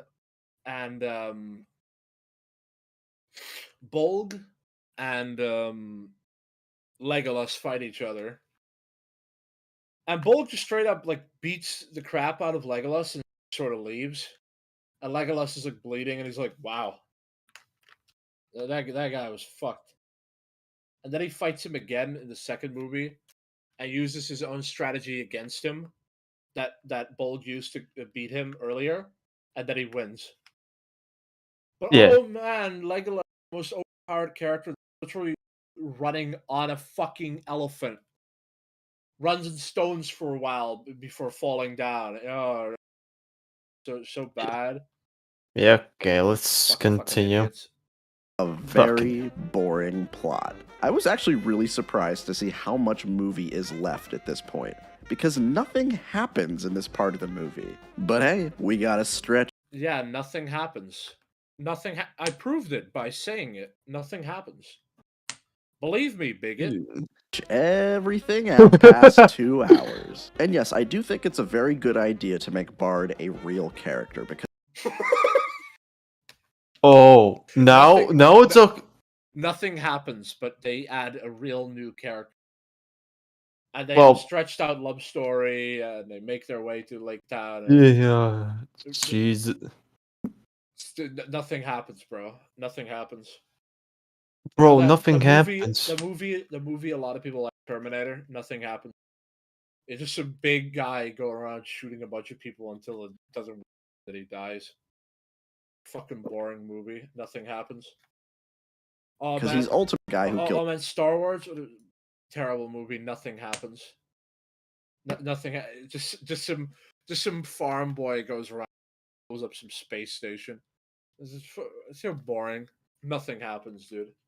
So little movie is left. All there is just like a few guys talking. And when you look at the movie, like George Lucas cut like the scenes where he talks to his friends and stuff. It's like so bad. Oh my god, it's so bad. It's the Rush Hour, such a bad movie. Nothing happens. Just some Chinese guy running around and climbing on stuff, fighting some other Chinese men. Nothing happens. And he says the N word. And he says "nigga." Yes, that's the only thing that happens in the book. This is not even criticism. This is just if the title was honest, it says The Hobbit sucks because I want it to be bad. Now please believe me. He doesn't make this. I'm telling you, making it on YouTube through film criticism is easy. Just say something that a lot of people agree with, and like dress it up all nice with like shitty editing. That is like for low attention span people, and you'll get it. You'll get it. And meanwhile, people like me will be stuck, struggling forever while putting out way better shit in a much smaller quantity. It's fucking stupid. It's really stupid. Yeah, it is stupid. How old is Marcus? I guess in his 20s. I'm thinking like 28, something like that. Cosmo. But Wiki. There's probably Wikipedia. Yeah, he's 28 years old. 28. Fuck, he's 28. Dude is an idiot. Like, dude is a complete idiot. Like, he is dumbass. Really stupid. I don't like how many people, like, I do not like how many people on YouTube do not only not deserve the fame, they're either they used to be funny once and they changed because of the fame, or they were never funny and the algorithm benefited them. Like, fuck. Like I don't want to be one of those people that's like, oh, you made it for no reason, but to a large degree, that is kind of true. I mean, this is gonna get kind of weird now, but I don't know why Dream is popular, for example. Well, okay, I think I kind of do. I mean, he's very craft, but like, how is he like I don't get it. How is it? I seriously do not understand. Well, okay, I do kind of, but I mean, like, not like millions and millions and. I do not understand why he's like millions. I just found out the Marcus's last name is Turner, like Timmy Turner. Oh, What is his ethnicity? Because I don't want to say he's I'm Hispanic Timmy Turner. If I'm guess he's black. I'm guess he's black. Thank you, Latvia. I'm Okay. just curious. Like I don't want to like make it like his nationality is American. He's American. Well, he looks like a typical like hipster. Yeah, he's So- definitely an hipster. So He he's looks like correct. he looks 18, but he's 28. Jesus. Yeah, that's how men age. That's well, to Yeah. be well, actually, no, that's not how men. I think that might just him being like a soy or whatever. There's a saying, "Black don't crack," and that's mostly He's true. not black. He's not black at all. He is. Whoa! What the hell's going on here? Well, hold on. Okay. I think we went. No, wait. Oh, for fuck's sake! Marcus Cosmonaut is the third son of Chaos, but was given no powers of his own. He's the originator of the Cosmonaut variety, our mainly.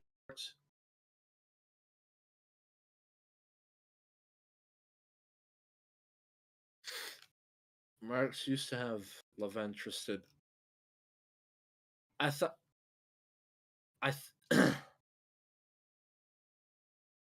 What is happening?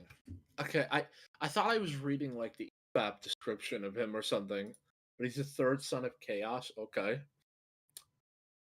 All He right. definitely feels like a third son of chaos.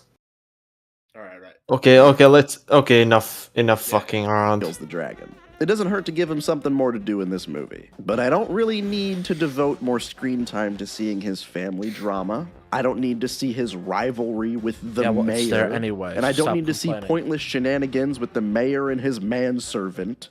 Again, we will get to him later. But after all that shit, Bilbo and the dwarves finally fucking go to the mountain. And we can get our one scene that's mostly good. Bilbo and Smaug. The only one good scene in the movie is Bilbo and Smaug.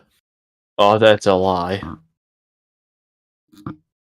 Well, Ladbian, I hate doing this, but I think we're gonna have to split the stream into two parts because I was just told that it was time, and I had to be like lower volume, and I don't think that's the stream. So we're gonna have to make this a two-parter. Unfortunately, we're halfway anyway, so it is pretty good. Yeah. Okay. Lupus, are you there? It's all right. I've controlled the stream. Everybody, if you want to see more of this stuff, like, subscribe, blah blah blah. We'll be back in. When do you want to continue this? Hopefully tomorrow. Yeah, if it's just a two. Yeah, I cannot continue next week because I'm gonna be going visiting grandma. So. Right. All right. Well, that was good. See you guys next time. Bye. Ata. Goeiedag. Well, I think we did it.